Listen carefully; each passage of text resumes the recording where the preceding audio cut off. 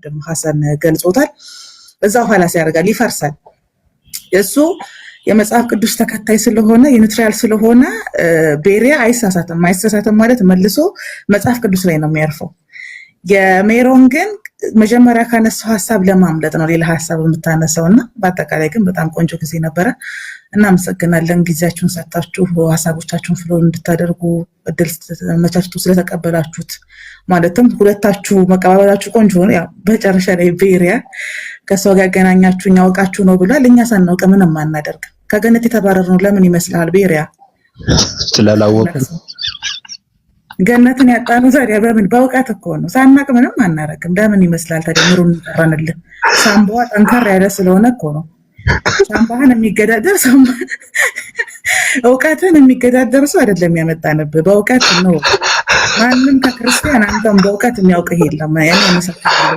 የሚበልጥ ሳምባ ግን የሜሮን ሳምባ ወፈር ያለ ስለሆነ ለዛ ነው እሷን የመረጥንልን ቀጥሉ እናመሰግናለን አው ለዛ ነው በነገራችን ላይ እሱም መረዳት ያለበት ማውራትም መድከምም ያለበት መድከም ካለበት ክርስቲያን ካልሆኑ ሰዎች ጋር ሳይሆን አሁን ክርስቲያን ሆነው ልክ እንደሜሮን በስላሴ አሁን የስላሴ አማኝ አይደለም ስላሴ አማኝ ከሆኑ ሰዎች ለዛ ነው እኮ በቅድሚያም ነገር ይዋለው እነሱ ጋር ነው ማውራት የሚገባ መንቃት የሚገባው ትውልድ ስላለ ለነሱ ትንሽ የሚያነቃ ነገር ጣል ብታደርግለት ጠቃሚ ነገር ነው እሱ ግን ምናልባት እኔ እንጃ እንደ ፖለቲካ አይነት አድርጎ ነው የተረዳው መሰለኝ በመልካም እንትን ስላላየው አውቀው ነው እሷ ጋር እንድነጋገር ያደረጉት አይነት ይሄ ፖለቲካ የሰራንበት አይነት አድርጎ ነው እንትን ያደረገው ግን ፍላጎታችን ቤሪያ መንቃት ያለበት ትውልድ አለ አንድ እስራኤላዊ ሰው አምላክ ነው ብሎ የሚቀበል ሰው ማንንም ሰው እኮ ነው የማይቀበለው እንደዚህ አይነት ነገር በነገር ላይ እኔ ኢየሱስ ክርስቶስ አምላክ አይደለም ብዬ ለመቀበል የግድ መጽሐፍ ቅዱስ ወይ ምንም ነገር ማንበብ አይጠበቅብኝም ብዬ ነው ማምነው በቃ እንደኔ ሰው ነው ባላንጀት ባለቀንድ ባለጸጉር ባለጥርስና ባለምላስ ሰው አምላክ ነው ብዬ ወደ ራሴ አምልኮን አልፈጽምም ገብቷል ስለዚህ ከዚህ አንፃር ነው እኔ ራሱ እነሱ ጋር ማውራት አለበት ብዬ እንትን ያልኩና በቃ እኔ እንደምታውቁት ኡስታዝ ወይድ ከገባኝ ምንም በቃ መታሰር ጀመራል አይ ጋር ከባድ ነው ሰላም ብያለሁ ኡስታዝ ሰላም ቤሪያ እንዴት ነህ ነው ሰላም ብያለሁ ወይ ሰላም ብያለሁ እንዴት ነህ ቤሪያ እንዴት ነህ ሰላም ነው ደህና ኢየሱስ አምላክ ይመስገን አለን ባቢሎንዬ እንዴት ነህ ሰላም ነው ሁሉ ሰላም ነው ይመስገነው የዳመነው አምላክ ኦፓል ሙስሊሞች ሰላም አለይኩም ወራህመቱላሂ ወበረካቱ ኡስታዝ እንዴት ነህ ሐሰን ሰላም ነኝ ያለው አልহামዱሊላህ ወአለይኩም ሰላም ወራህመቱላህ አልহামዱሊላህ ኡስታዝ ማሻአላህ አይ እንዳላቆርፍልባችሁ ፖይንታችሁ ማለት ነው ስናዳምጥ ነበር በነገራችን ላይ ሳዳምጥ ነበር ከመጀመሪያው ጀምሮ ማለት ነው ናሪክ ነበር ወንደርፉል ዲያሎግ ነበር ሲያረጉት የነበረው በመካከላቸው ግን አንዳንድ ነገሮች ላይ ሜሪ ወጣች እንዳለች አይደል ሜሪ አለች አዎ ከውይይቱ አንፃር ሪፍሌክት ማድረግ ይቻላል ከተፈቀደ አዎ ይቻላል እኛ ስለጨረስን መድረኩ ያንተ ነው ሜሪሻ እንዴት ነሽ ሰላም ነሽ ወይ አለን እግዚአብሔር ይመስገን አንቺ ግን ስማርት ነሽ የምር እጥፍጥፍ ተይ ኳስ ትችይበት እጥፍጥፍ ራይ አንድ ሲጠይቅሽ ራይ 8 ቆላሲስ 1:15 ሲጠይቅሽ ደግሞ ቆላሲስ 2:9 ላይ እንዴት አድርገሽ እንደምትዩ ረበለው ያንቺ ችሎታ ቢሰጠኝ እኔ በቃ አልቻልም ነበር እዚህ ቲክቶክ ላይ ማለት ነው ቲክቶክም በቃ አርሰው ነበር እስኪ በቃ ይነረስ ማለት ጥፍጥፍ ነው የምትይበት ይመችሽ አሳይመንት እያለ ቤሪያ ደግሞ ላጥ ይላል እሱ ስማርት ነው ማሻአላ ዛሬ አትመለጠኝ እግዚአብሔር ይባርክ አትመለጠኝ አልኩኝ እንደውም ይከብደኛል ብዬ አስቤ ነበር ግን አይ እንትን ታስቂያለሽ እንጂ አንቺ ጥፍጥፍ ብትያቸው ነገር አለ መዝሙረ ዳዊት 2:8 ላይ ሲጠይቅሽ ለመነኝ ምናምን ሲባል እሱ ሮል ነው ሚና ነው ምናምን ያሽ የተርሚኖሎጂካል ዴፊኒሽን ይጣጣጣ ያያረክሽ ላጠታ ያለሽ ራሱ ማለት ነውና በጣም ገረመኝ ማለት ነው እስቲ ቀለል ያለ ጥያቄ ልጠይቅሽ ኢየሱስ ሰማይ ላይ ምን እያደረገ ነው ሲልሽ ምንድነው የመለሽው አሁን ላይ ምን እያደረገ ነው ሲልሽ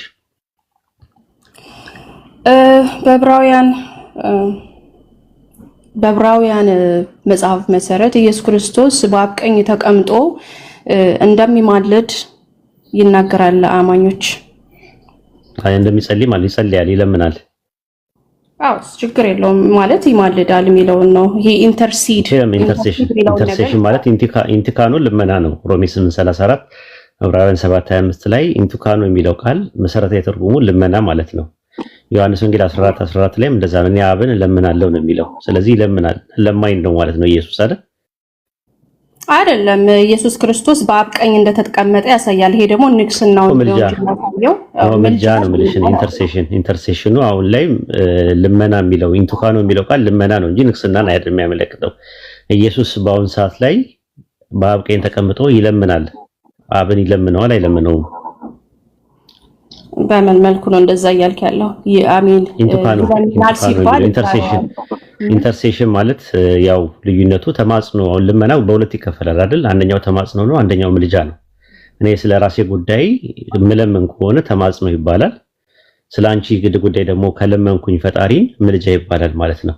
ልክ ሁለተኛ ቆሮንቶስ ምዕራፍ 9 ቁጥር 14 ላይ ቅዱሳን ስለእናንተ ሲያማልዱ ሲል ሲጸልዩ ማለት ነው፣ ስለኔ ሲጸልዩ። አንደኛ ጢሞቴዎስ ምዕራፍ 2 ቁጥር 1 ላይም ስለ ቅዱሳን ስለ ነገስታት ስለ መኳንንት ምልጃ አድርጉ ሲል ይጸልዩ ማለት ነው። ኦልሞዚ ጸልይልኝ ካልኩሽ እኔ አንቺ ሜሮን አንቺ ስለኔ የምትጸልዩ ጸሎት ምልጃ ይባላል ማለት ነው። አንቺ ስለራስሽ የምትጸልዩ ጸሎት ከሆነ ደግሞ ተማጽኖ ይባላል። ይሄ ነው ዴፊኒሽን። ሮሜ 8:34 ላይ በአብ ቀኝ የተቀመጠው ስለኛ የሚማልደው ሲል ኢንቱካኖ የሚለው ቃል መሰረታዊ ትርጉሙ ልመና ነው አይደለ? ስለዚህ ልመና እስከሆነ ድረስ ይለምናል ማለት ነው። ወልድ አብን ይለምነዋል ማለት ነው። እኔ ጥያቄ ኢየሱስ ሳይሆን ኢየሱስ በአብ ቀኝ በአሁን ሰዓት ላይ አምልኮን ያቀርባል ወይስ አያቀርብም ነው። ልመና የአምልኮ አንዱ ክፍል ቢሆንም ግን አምልኮ የሚለው ቃል አይጠቀምም። እንደዛ አልተጠቀሰልንም መጽሐፍ ቅዱስ ላይ ማለት በአብ ቀኝ በስልጣን እንደተቀመጠ ይናገራል። ሰማይ ላይ አምላኪ መሆኑን ባሳይሽስ? ማን አምላክ መሆኑ ብታሳይ? ኦኬ አምልኮ የግሪክኛው ቃል ምንድነው የሚጠቀመው? አምልኮ የሚለው ቃል ምንድነው? ፕሮክሳኒዮ የሚለው ቃል ፕሮስኩኒዮ አይደለም። ፕሮስኩኒዮማ ፕሮስትሬሽን ነው፣ ስግደት ነው። ስግደት ነው። ፕሮስኩኒዮ ስግደት ነው። ራይዝ 3:9 ላይም አለ ለሰው ይጠቀማል። ፕሮስኩኒዮ ሳይሆን አምልኮ ምንድነው የሚጠቀመው? ግሪክ እና ዕብራይስጥ እንዳልከው ቬሪፋይ አድርጌ ለሬፈረንስ እንጂ የምጠቀመው እምናት ላትሪያ ነው።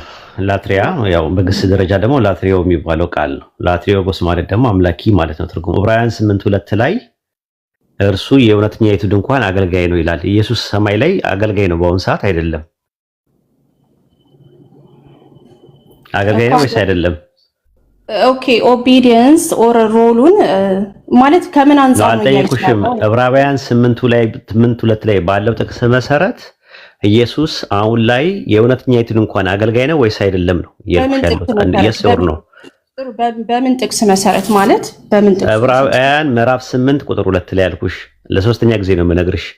ምዕራፍ 8 ቁጥር 2 ላይ በጣም ማደንቅልሽ ባህሪ ምንድነው? የማታውቂያቸውን ነገሮች ማብራሪያ ስትሰጪ ነው የሚል አለ እንዴ ምናምን ስትይውና አሁን ለምሳሌ ሉቃስ 9:35 ላይ የመረጥኩት ልጄ ሲል የመረጥኩት ልጄ አይደለም የምወደው ልጄ ነው የሚለው። የመረጥኩት ልጄ የሚል አለ እንዴ? እስቲ ሊያውቲና ታዩና ወዲያው ደግሞ የተመረጠው ከማመካከል ነው የሚለውን ራስሽ ትርጉም ትሰጫለሽ። ኢቭን ከሙሴና ከእንትን ነው የተመረጠው የሚለውን ነገር የራስሽ ትርጉም ነው። አንደኛ ፕሮቴስታንት ትምህርት ጋር እየተቃረንሽ ነው ያለሽው አንድ። ሁለተኛ ነገር ደግሞ ከክላሲካል ኮሜንታሪዎች ጋርም እየተቃረንሽ ነው ያለሽው። ማታቂውን ነገር ቢያንስ ብትዘጊው አንደኛ ነገር። እንደገና ደግሞ መዝሙረ ዳዊት ምዕራፍ 2 ቁጥር 8 ላይ ስጠቅሽ ለመነኝ ይላል የሚል አለ እንዴ ትይዋለሽ? እስቲ ቆይ አይደለም ሜሮን መለየት አለብን አይደል ከባህሪ ጋር ኖ እኔ ጋር የቃላት ጨዋታ አትሽኝም። ኖርማሊ እንደዛ እንትን እንዳትሞክሪ። መለየት አለብን ሚናና ሮል እሱን እንመጣበታለን። ፈንክሽናል ሰቦርዲኔሽን እና ኦንቶሎጂካል ሰቦርዲኔሽን በሚለው ላይ እንመጣበታለን። አሁን እሱ አይደለም ነጥቡ። ነገር ግን ምንድነው ሲጠይቅሽ ምንድነው የምታደርጊው? ለምነኝ የሚል አለ እንዴ ምናምን ትይውና አላየውም ምናምን ትይና ልክ ሲሰጥሽ ወዲያውኑ ትተርጉሚዋለሽ አንቺ አውቶማቲካሊ ማለት ነው። ቢያንስ እንኳን ጥናት ያስፈልጋል አንድ ነገር ማለት ነው። እሱ አሳይመንት እያለሽ ያለው ጥቅሱን አላውቀውም ስለምትዩ እንጂ እዛ ጋር አርጊውመንት መመላለስ እንዳንቺ ሳይቀር ቀርቶ አይደለም። ግን ሐሳቡን በጥያቄ ለማበራከት ነው የሚመጣው። እና ምንድነው ዕብራውያን 8:2 ላይ ወደ ነበርኩበት ነጥብ ስመለስ የሚል አለው ያልሽ አገልጋይ ይለዋል ወይ እውነተኛይቱን እንኳን አገልጋይ ይለዋል። ኢየሱስ በአሁን ሰዓት አገልጋይ ነው ወይስ አይደለም? ጥያቄው እሱ ነው። ወይ ባይዘው የተባለው ቃል አሁን ጥቅሱን ስጠኛልኩ ለዛ ነው በዕብራውያን 8:2 መሰረት አገልጋይ የተባለው ቃል ማለት የካህን ስራ የሚያከናውን ኖ እኔ አልጠየኩሽም ማብራሪያውን አልጠየኩሽም እሺ አልጠየኩሽም ማብራሪያውን አልጠየኩሽም የሚል ጥቅስ አለ ወይ ነው አሁን ጥቅሱ አለ ወይስ ኢየሱስ በአሁን ሰዓት ላይ አገልጋይ ነው ወይስ አይደለም ነው አገልጋይ ማለት ምን ማለት ነው የሚለውን ዴፊኒሽን ስጠይቅሽ በቦታው ትመልሽልኛለሽ የዕብራውያን 8:2 መሰረት ኢየሱስ አሁን አዚስ ታይም ላይ አገልጋይ ነው ወይስ አይደለም በዕብራውያን 8:2 መሰረት አገልጋይ ነው ይላል ኦር ሚኒስተር ነው በቃ አመሰግናለሁ ሰማይ ላይ አሁን የእውነተኛይቱ ድንኳን ወይም የሰማይ ዕብራውያን 9:24 ላይ ወደ ሰማይ የገባበት ድንኳን እዛ ሄዶ አገልጋይ ነው ወይስ አይደለም ድጋሚ ኮንፈርም አድርጊልኝ በዚህ አውድ መሰረት አው ነው ኦኬ ጥሩ አገልጋይና ካህን የግሪከኛው ቃል ልዩነታቸው ምንድነው አገልጋይ ለሚል ቃል ምንድነው የሚጠቀመው ካህን ለሚለው ቃል ምንድነው የሚጠቀመው like I said ዕብራይስጥ እና ግሪክን እዚህ ጋር ቁጭ ብዬ እንትን ማለት ኦኬ ጥሩ ላትሪዮጎስ ነው የሚለው አይደለ ላትሪዮጎስ ይለዋል አሁን አገልጋይ ለሚለው ቃል ላትሪዮጎስ ማለት ምን ማለት ትርጉሙ አምላኪ ማለት ነው ወይስ ምን ማለት ነው ትርጉሙ ላትሪዮ ማለት አምልኮ ነው ላትሪያ ማለት አምልኮ ነው ላትሪዮ ማለት ማምለክ ነው ላትሪዮጎስ ማለት ደግሞ አምላኪ ማለት ነው ማንን ነው የሚያመልከው ዕብራውያን 8:2 ላይ ባለው ጥቅስ መሰረት በሰማይ የሚያመልከው አይደለም የሚለው አገልጋይ አምላኪ ማለት ነው አገልጋይ ማለት ራሱ ላትሪዮ ማለት ምን ማለት ነው ትርጉሙ ጉድ ሰርቪስ ማለት ነው አገልግሎት አገልጋይ ነው የሚለው ነው አይደለም ላትሪዮ ማለት አምልኮ ማለት ምን ማለት ነው ትርጉሙ ንገሪኝ ትርጉሙ የቃሉ ትርጉም ነው የፈለኩት የቃሉ ትርጉም ምንድነው አምልኮ የሚለው ቃል የግዕዝ ቃል ምን ማለት ነው ትርጉሙ እሺ አይቼ ልንገርህ ምክንያቱም የግሪክና የዕብራይስጥ ቋንቋ ተገባን ችግር የለም ላትሪዮ ነው የሚለው ካልኩሽ እኮ እኔ እኮ ላትሪዮ ነው አልኩሽ እኮ ለምሳሌ ማቴዎስ ወንጌል ምዕራፍ 4 ቁጥር 10 ላይ ለጌታ ለአምላክ ስገድ እርሱን ብቻ አምልክ ይላል አምልክ ለሚለው ቃል የግሪከኛው ምንድነው የሚጠቀምበት ላትሪዮ ነው እንግሊዘኛው ላይም ሰርቭ ነው የሚለው አይተሽ ከሆነ ሰርቭ ነው ሰርቪስ ነው ራሱ ሰርቨር ነው ኢየሱስ ራሱ አገልጋይ ነው ራሱ ዕብራውያን 8:2 ላይ የሚጠቀምበት ቃል አገልጋይ ለሚለው ቃል የሚጠቀምበት ላትሪዮጎስ የሚለው ቃል አምላኪ ማለት ነው ትርጉሙ ራሱ አገልጋይ ማለት አምላኪ ማለት ነው ስለዚህ ኢየሱስ ዕብራውያን 8:2 መሰረት አሁን ሰማይ ላይ አብን እያመለከ ነው ያለው ተቋሟለሽ አለኝ እሺ አንቺ ከቃል ሊንጉስቲካሊ ሞግቺ ሊንጉስቲካሊ ምንለው መጽሐፍ ቅዱስ ኢየሱስ ክርስቶስ ከአብ ጋር አውጪውና ሞግቲ ነው አይ ላትሪዮጎስ ማለት አምላኪ ማለት ነው ብዬ ሞግቻለሁ ተቋሞ ካለሽ አፍርሺው አምጪና ጥቅስ እዛው ላይ ዕብራውያን 8:2 እሺ ሊያው የግሪኩን ቃል ከሌላ ሰው ጋር ታወራለሽ ከዛ ምክንያቱም እንዳልኩት አሃፍቱ ነው ያወጣልሻል ዕብራውያን 8:2 ላይ ሚኒስተር ላትሪዮጎስ የሚለው ቃል አገልጋይ ነው የሚለው እንጂ ላትሪዮጎስ ቃሉ እኮ የስም መደብ ነው የግስ መደቡ ምንድነው ሜሪዬ ኦኬ ግን አውቶማቲክሊ የተጠቀመው ቃል ላትሪዮጎስ ነው ላትሪዮ ማለት የግስ መደብ የሰብስታንቲቭ ነው አምልኮ ማለት ነው ላትሪያ ማለት አምልኮ ማለት ነው ላትሪዮ ማለት አምልኮ ማለት ነው ዕብራውያን 8:2 ላይ ተጠቀመው ላትሪዮጎስ ነው ላትሪዮ ነው እያልኩ ነው ላትሪዮ የሚለው ይኸውልሽ ማታ ላትሪዮ ግስ ነው የምልሽ ላትሪዮ ማለት ግስን አልጠቀምም ሊትራሊ ወርዱ በግሪክ ምንድነው የተጠቀመው ግስ ነው ከግስ መደብ ነው የሚመጣው አይደል ስም መደቦች እኮ የሚመጡት ከግስ መደብ ነው ለምሳሌ ፍትፍት የምትይው ቃል ፈተፈተ ከሚለው ከግስ መደብ ነው የሚመጣው ልክ ግሪከኛው ላይ አንድ ነገር ሲመጣ አሁን ለምሳሌ አንቺ አሁን ፕሮስኩኒዮ አልሽ ፕሮስኩኒዮ ማለት የግስ መደብ ነው ራሱ ፕሮስኩኒዮ ማለት ነው ፕሮስኩኒያ ሲታረጉ ደግሞ የስም መደብ ነው የሚሆነው ቋይ የቋንቋ ጥረት ነው ችግር የለውም ዕብራውያን 8:2 ላይ ባለው ጥቅስ መሰረት ላትሪዮጎስ ማለት አምላኪ ማለት ነው ትርጉሙ ፐብሊክ ሰርቨር ማለት ነው አምላኪ ማለት ነው ላትሪዮጎስ አገልጋይ ካህናዊ አገልግሎት የሚፈጽም ይለዋል ትርጉሙ እኮ ቆይ አይደለም ተረጋጊ ላትሪዮጎ ማለት መስገድ አይደለም መስገድ ፕሮስኩኒዮ ነው ቆይ ተረጋጊ ማታቂው ነገር ውስጥ አትዳፈሪ እንደዚህ አትዳፈሪ በጣም የሚገርምሽ ነገር ትዳፈሪ ያለሽ ራሱ ማታቂው ነገር ማለት ነው እዛው ላይ ላትሪዮጎስ ማለት አምላኪ ማለት ነው ራሱ እዛ ጋር አውጣለት ምን ይላል ፐብሊክ ምንድነው ይላል ፐብሊክ ምንድነው ይላል ቆይ እዛ ጋር ፐብሊክ ማን ነው ያወጣለው ቆይ አንዴ ሊው ከፍ አድርገው እስቲ ለኔ ወደ ላይ ከፍ ቃሉን ምን እየተረጎመ ነው ፐብሊክ ይው ታች ሲያወራልሽ ፐብሊክ ሰርቫንት የሚል የለም እሺ ፐብሊክ ሰርቫንት የሚል የለም ወይ ምን ማለት ነው አገልጋይ እንደማለት ነው በቃ አሁን ማቴዎስ 4:10 ላይ ያወጣላት እንግዲህ አሁን በግስ መደቡን ደግሞ ላሳይሽ ነው ተመሳሳይ ማቴዎስ 4:10 ላይ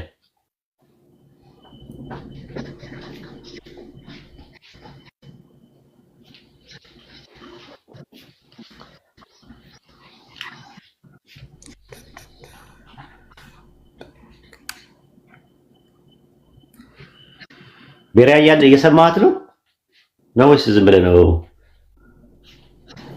እየሰማው ነው እኔ እዚህ ለጓደኛዬ የነገርኩት ነበር ኡስታዝ ከገባ ዕብራውያን 8:2 እንዳይጠቅስ ስል ጠቀስከው አይ ገርማኝ እኮ ነው ደማኝ ነው እንትን ማቴዎስ 4:10 ላይ ለጌታ ለአምላክ ስገድ እርሱን ብቻ አምልክ ይላል ስገድ ለሚለው ቃል ምንድነው የገባው አምልክ ለሚለው ቃል ምንድነው የገባው ሜሪ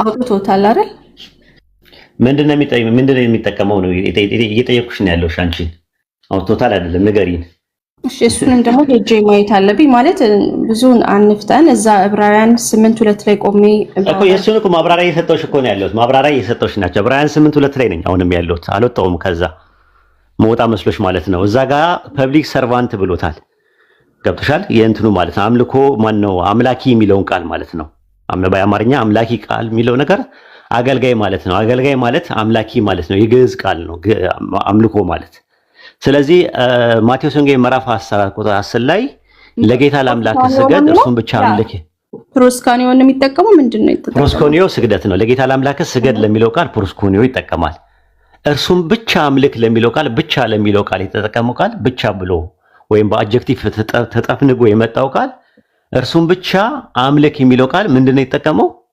ክቡርነቶ ምንድነው የተጠቀመው እስቲ ያ ከተከፍቶች አልኮ ላትሪዮ ነው ወደ እንግሊዘኛ ሲተረጉሙት ምን ብለው ተረጉሙት እዛው ላይ ተጫንና ሳያት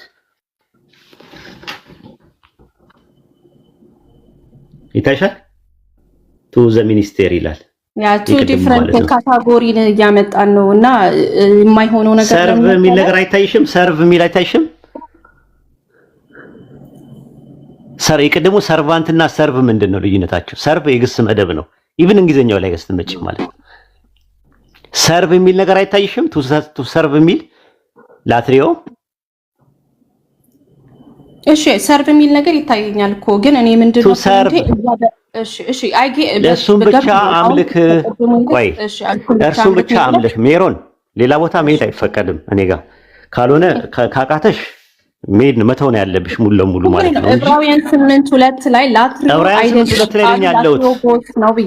ላትሪዮጎስ የግስ መደብ ነው የስም መደብ ነው ያልኩሽ ልዩነቱን እየነገርኩሽ ነው ያለሁት ሁለቱን ነገሮች ለይተሽ እንድታቂ ነው ያመጣሁት የላትሪዮጎስ የሚለው የስም መደቡ የሚመጣው ከግስ መደብ ነው ራሱ ሲምፕሊ ምንድነው ላትሪዮ ማለት ምን ማለት ነው ክቡርነቶ ምን ማለት ነው አልሽ ላትሪዮ ማለት ላትሪዮ አልኩ እኮ ቀደም ስተረጉሙ ላትሪዮ ምን ማለት ነው ትርጉሙ ነው የጠየኩሽ ክቡርነቶ ላትሪዮ ማለት ምን ማለት ነው የጠየኩሽ ምንድነው መስገድ የሚለውን ትርጉም ነው አይደለም የሚሰጠው አይደለም በቃ ፕሮስኮኒዮ ነው መስገድ የሚለው ያለው ላትሪዮ ምንድነው አልኩሽ አሁንም ልድገምልሽ እሺ ወይ ምንድነው እኔ ምንድነው ላትሮጎስ እያልኩኝ ኮንፊውዝ እያረገኝ ስለሆነ ነው ግን እኔ ዕብራውያን 8:2 ላይ በአውዱ መሰረት ተከትለን ስንሄድ አገልጋይ ይላል በአማርኛው ከዚህ በላይ ማደናቆር ሰው ማደናቆር አልወድም ማደናቆር ስልሽ እኔ አንቺ ማደናቆር አልፈልግም ሪስፔክት ዊዝ ሪስፔክት ነው የምነግርሽ ልንገርሽ ማታቂውን ነገር አታውሪ ነው የምልሻው የካህን ስራ ነው ምናምን ብለሽ አትበይ እንደዛ ከሆነ ሌላም ጥቅስ ላመጣልሽ ይችላል ብሉይ ኪዳን ላይ የነበሩ ነቢያቶች ካህኖች አልነበሩም ካህናት አልነበሩም ግን አምላኪ ተብለዋል ላትሪዮጎስ ተብለዋል ማምጣት ይቻላል ሺህ ጥቅሶች የቁና ጥቅስ ማምጣት ይቻላል አሁን እሱ አይደለም ነጥቡ ያለው ዕብራውያን 8:2 ላይ እርሱ የእውነተኛይቱ ድንኳን አገልጋይ ነው ለሚለው ቃል ላትሪዮጎስ የሚለው ቃል የግሱ መደብ ላትሪያ ነው ወይም ደግሞ ላትሪዮ ነው የሚባለው። ላትሪዮ የሚለው ማቴዎስ ወንጌል ምዕራፍ 4 ቁጥር 10 ላይ ለጌታ ለአምላክ ስገድ ፕሮስኮኒዮ እርሱም ብቻ አምልክ፣ እርሱም ብቻ ሞኖ ብቻ ብሎ ነው ያስቀመጠው። የሚመለከው ለጌታ ለአምላክ ስገድ እርሱም ብቻ አምልክ። አምልክ ለሚለው ቃል የተጠቀመው ቃል ላትሪዮ ነው፣ የግስ መደብ ነው። ቱ ሰርቭ ማለት ነው ብሎ ነው ያስቀመጠው። ላትሪዮ ግልጽ ነው። የግስ መደቡ ላትሪዮ። ላትሪዮ የሚለው ቃል ቱ ሰርቭ ነው የሚለው ኖርማል። እዛ ጋር ያየሽው ፐብሊክ ሰርቫንት ነው። ሰርቭ ከሚለው ቃል ነው ሰርቫንት የሚለው ቃል የመጣው ራሱ። ስለዚህ እዛ ጋር ዕብራውያን 8:2 ላይ አሁን በአብ ቀኝ ኢየሱስ አገልጋይ ነው አለ። ማንን ነው የሚያገለግለው? ማንን ነው የሚያመልከው ስንል አንድ አምላክን ነው እያገለገለ ያለው። ስለዚህ ኢየሱስ ክርስቶስ አገልጋይ ነው። አሁንም ሰማይ ላይ አምላኪ ነው እያልኩሽ ነው ያለሁት። አይ አምላኪ አይደለም። አምልኮ የሚለው ቃል ላትሪዮጎስ የሚለው ቃል አንደኛ አዲስ ነው ለአንቺ ትምህርቱ፣ ቃላቱም አዲስ ነው፣ ግን ማብራሪያ ትሰጫለሽ። ላትሪዮና ለፕሮስኮኒዮ ለይተሽ አታውቂም፣ ግን ፕሮስኮኒዮ እንደዚህ ማለት ነው ብለሽ ማብራሪያ ትሰጫለሽ። በጣም ፐብሊክ ላይ ማለት ነው። አስቢው 1100 ሰው ባለበት ህዝብ ላይ በተሰበሰበ ሰዓት ፕሮቴስታንትን አስቢው ምን እያደረግሽ ያለሽ፣ ዳሜጅ እያደረግሽ ነው ያለሽው፣ ዲባንክ እያደረግሽ ነው ያለሽው። ስለዚህ ጥንቃቄ አድርጊ፣ ለቃላት ጥንቃቄ አድርጊ። ማታቂውን ነገር ላይ አትዳፈሪ። ራሱን ነው የምነግርሽ። ራሱ ዕብራውያን 8:2 ላይ ማጠቃለያ የምትፈልጊው ነገር ካለ አጠቃሊና እዛው ላይ እቀጥላለሁ። ሐሳብሽን ለማክበር ማለት ነው። ይኸው የህዝብ ይስማሽ። ዕብራውያን 8:2 ላይ ይሄንን ለማለት ተፈልጎ ነው ብለሽ ከፈለሽ ካምበዩ ከፈለሽ በዚህ በልኩ ፍቺው። ይኸው ያዳምጥሽ ሰው እድሉን እንስጥሽ። አይ ብዙ የምናገረው ነገር የለኝም። ኦልሬዲ ተናግሯል። ኢየሱስ ክርስቶስ የክህነትን ስራ እንደሚሰራ ሌላም ቦታ ላይ ካህን ሆኖ ለዘላለም እንደሚኖርና እኛን ከአብ ጋር ልጆች ሆይ ኃጢአትን አትስሩ ብትሰሩ ግን የሚያማልዳችሁ ኢየሱስ ክርስቶስ አለ እያለ መካከለኛ መሆኑን በብዙ ቦታ ላይ ስለሚያሳየን መካከለኛነቱን ያሳያል እንጂ አሁን አንተ ያልከውን አይነት ዴፊኒሽን አይሰጥም። ይሄ ደግሞ ምንድን ነበር የግሪክ ቃሉን ከዚህ ግሪክ ቃል ጋር መጣላት አልፈልግም። እሱን ነው የምለው። ሁለተኛ ነገር ደግሞ ምለው በአብ ቀኝ ቆሟል ይላል። በአብ ቀኝ የቆመ ምንን ያመለክታል? በመጽሐፍ ቅዱስ አውድ መሰረት ከአብ ቀኝ መቀመጥ ምንም ያመለክታል? ስልጣንን ያመለክታል ወይስ ደግሞ ምንድን ነው የሚያመለክተው? እሂድ እቺን ብቻ መልስልኝና አይ ኡስታዝ ጥያቄውን ከመመለሱ በፊት አብራሪላችሁ አይደል ያለሽ እና መካከለኛ መሆኑ ዋና ከሆነው ከአብ ጋር የሚያገናኘውና የሚያለያየው ነገር የለም እንዴ? እና መካከለኛ መሆኑ ራሱ እንዴት ነው የምትገልጪው አንቺ? የወልድ መካከለኛ መሆኑ መካከለኛ ነው ተልከልብሽ ነው አስመለጥሻት ጥሩ ነው አስመለጥሽልኝ በቃ ፍልክ ነው ያለችው። አሁን በቃ ተመቻት እንዴ ነገር ማይመቻታል እኮ እሷ እንዴ ያዳለይሽም ይሄንን ታብራራው ብዬ እኮ ነው እንደነበር። ኧረ ሄደች ሌላ ቦታ ላይ እንዴ ጫና እንዳይበዛባት እስኪ ይሄን ታብራራ አይደል እንስጣት ቢያንስ ነው። እሺ እንግዲህ ቤተሰብ አበቦቹ ረግፈው እንዳያልቀው ብዬ ነው ኡስታዝ። እሺ የቤተሰብ ነው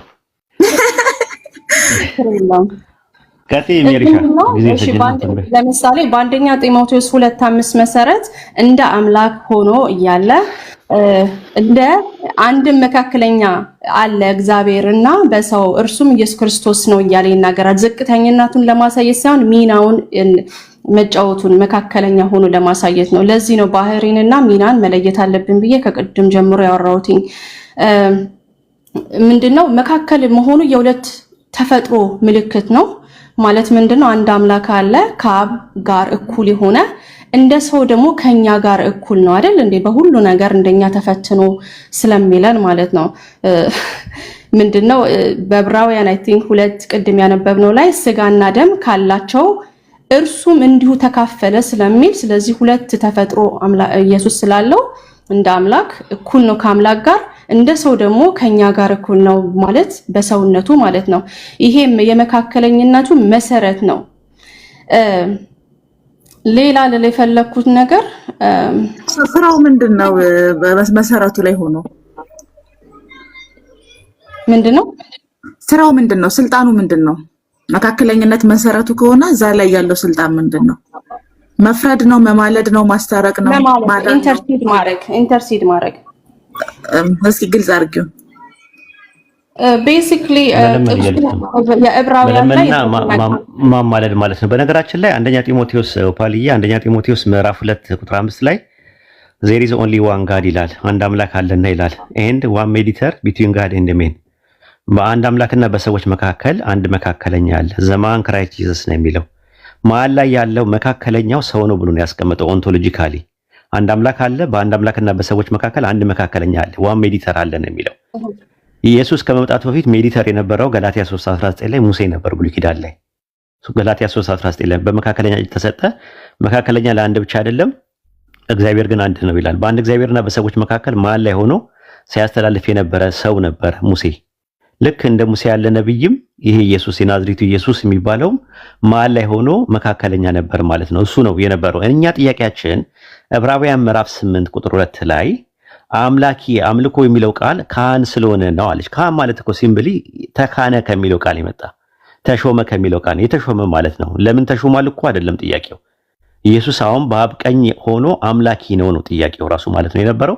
አይ ቲንክ ከዚህ በላይ እንትን ማለት መደጋገሙ አንደኛ ማደናቆር ነው የሚሆነው፣ እሷን ማለት ነው የሆነ ኮንቪውስድ ማድረግ ነው የሚሆነው። እዚሁ ላይ ጥያቄ ጠይቅሻለሁ። ዕብራውያን 8:2 ላይ ባለን ታያታው ለጊዜው ከኔ ጋር መታወሪው የ10 ሰከንድ ሃይ ፕሪስት ኦር ኢየሱስ ክርስቶስ ካህን ነው ስንል ለምንድን ነው ካህንነቱ ያስፈልጋል? ያ ቃል ማንም ኤሌመንተሪ ነው። ካህን የሚባለው ነገር ምን እንደሆነ እዚህ ያውቃል ብዙ ሰው፣ እኛ ራሳችን አስተምረናል። ስለዚህ ወደ ሌላ ነገር አትይጂ። ካህን መሆን አስፈልገው ነው? አይ እሱ አይደለም ነጥቡ። ወደዚህ ተመለሽ እንትን ማለት ነው። ሶሻል ትሪኒቲ ትቀበያለሽ? በፕሮቴስታንትን ሶሻል ትሪኒቲ ትቀበያለሽ? ሜሪ ሶሻል ትሪኒቲ ምንድነው? ሶሻል ትሪኒቲ ማለት አብና ወልድ በእውቀት በስሜት በፈቃድ ይለያያሉ የሚለው ትምህርት ሶሻል ትሪኒቲ ይባላል። ትቀበያለሽ እሱን? እንደዚህ ሰምቼ አላውቅም። እንደዚህም አይነት ነገር አለ። የራሱ የሆነ እውቀት አለ፣ ወልድም የራሱ የሆነ እውቀት አለው። ማይንድ ኢሞሽን ይላላቸው የየራሳቸው የሚለው ትምህርት ሶሻል ትሪኒቲ ማለት ፕሮቴስታንት ውስጥ ሶሻል ትሪኒቲ ተቀባይነት አለው። በተለይ ዶክተር ተስፋዬ ሮቤሌ መጽሐፋቸው ላይ ስለ ስላሴ ያስተማሩበት መጽሐፋቸው ላይ ሶሻል ትሪኒቲ እንደሚቀበሉ ይናገራል። ክላሲካል ፕሮቴስታንቶች እነ ማርቲን ሉተር አብ ወልድ መንፈስ ቅዱስ የየራሳቸው ፈቃድ የላቸውም፣ አንድ ኦንቶሎጂካል ዊል ነው ያላቸው እንጂ የሜታፊዚካል ዊል አላቸው ብለው ያምኑ። ሜታፊዚካል ዊል አለ ብለው ያምኑ። ፕሮቴስታንት ሜታፊዚካል ዊል አለ ብለው ያምናሉ። አብና ወልድ በፈቃድ ይለያያሉ፣ በስሜት ይለያያሉ፣ በእውቀት ይለያያሉ የሚለው ትምህርት ሶሻል ትሪኒቲ የሚባል ነገር አለ። ኦኬ ጥሩ፣ እሱን ታዩና እሺ፣ አዲስ ነገር ከሆነብሽ ወልድ ለአብ ይገዛል ወይስ አይገዛም? በሮል ደረጃ በሰብሚሽን ደረጃ አዎ ይገዛል። ፈንክሽናል ሰቦርዲኔሽን አለ በመካከላቸው ወይስ ኦንቶሎጂካል ነው ሰቦርዲኔሽን ያለው በአብና በወልድ መካከል? ለምሳሌ አንድ ንጉስ የሆነ ንጉስ ለልጁ ስልጣንን ሊሰጠው ይችላል። ምን እንዲያረግ ሁለቱም ኦንቶሎጂካል ፈንክሽናል የሚሆነው ሁሉ በቃ ሩቅ አትይጂ። ኤሌመንተሪ ነገር ነው። ባልና ሚስቶች መካከል አሁን ባልና ሚስት ለባሏ ትገዛ ሲባል ባልና ሚስት ኦንቶሎጂካል ሰቦርዲኔሽን አይደለም በመካከላቸው ያለው። ልክ ነሽ፣ ፈንክሽናል ሰቦርዲኔሽን ያለው። ለምን ባልም ሰው ነው ሚስትም ሰው ናት። በመካከላቸው ያለው መገዛዛት ምን ይባላል? ፈንክሽናል ሰቦርዲኔሽን ይላል። ወልድና አብ በመካከላቸው ያለው መገዛዛት ወልድ ለአብ የሚገዛውና አብ ወልድን የሚገዛው ፈንክሽናል ሰቦርዲኔሽን ነው ወይስ ኦንቶሎጂካል ሰቦርዲኔሽን ነው ያለው? ኦንቶሎጂካል የሚሉት ነገር ምን ማለት እንደሆነ አላውቅም በአማርኛ። ኦኬ ኦንቶሎጂካል ሰቦርዲኔሽን ማለት አሁን ለምሳሌ ኦንቶሎጂካል ሰቦርዲኔሽን አሁን እኛ ለምሳሌ ዘፍጥረት 1:28 ላይ ፈጣሪ ሲናገር ምንድን ነው የሚለው? እንስሳትን አዋፋትን ሁሉንም ግዟቸው ይላል አይደለ? ግዟቸው ይሌለ። እሺ ቀጥል። እኛ የምንገዛቸው ኦንቶሎጂካል ነው ወይስ ፈንክሽናል ነው የገዛናቸው ያለው? ኦንቶሎጂካል ማለት የባህሪ ጉዳይ ነው ወይ የምንገዛቸው? የባህሪ መገዛዛት ነው በመካከላችን ያለው ወይስ ደግሞ የግብር መገዛዛት ነው ያለው በመካከላችን? በእኛና በእንስሳ መካከል በጣም ከባድ ጥያቄ ነው ይሄ። በእኛና በእንስሳ መካከል ላይ የምንገዛቸው ወይስ ደግሞ በሮል ነው አይደል? በሮል ነው እየገዛናቸው ያለው። ፈንክሽናል ሰቦርዲኔሽን ነው ያለው ወይስ ኦንቶሎጂካል ነው ያለው?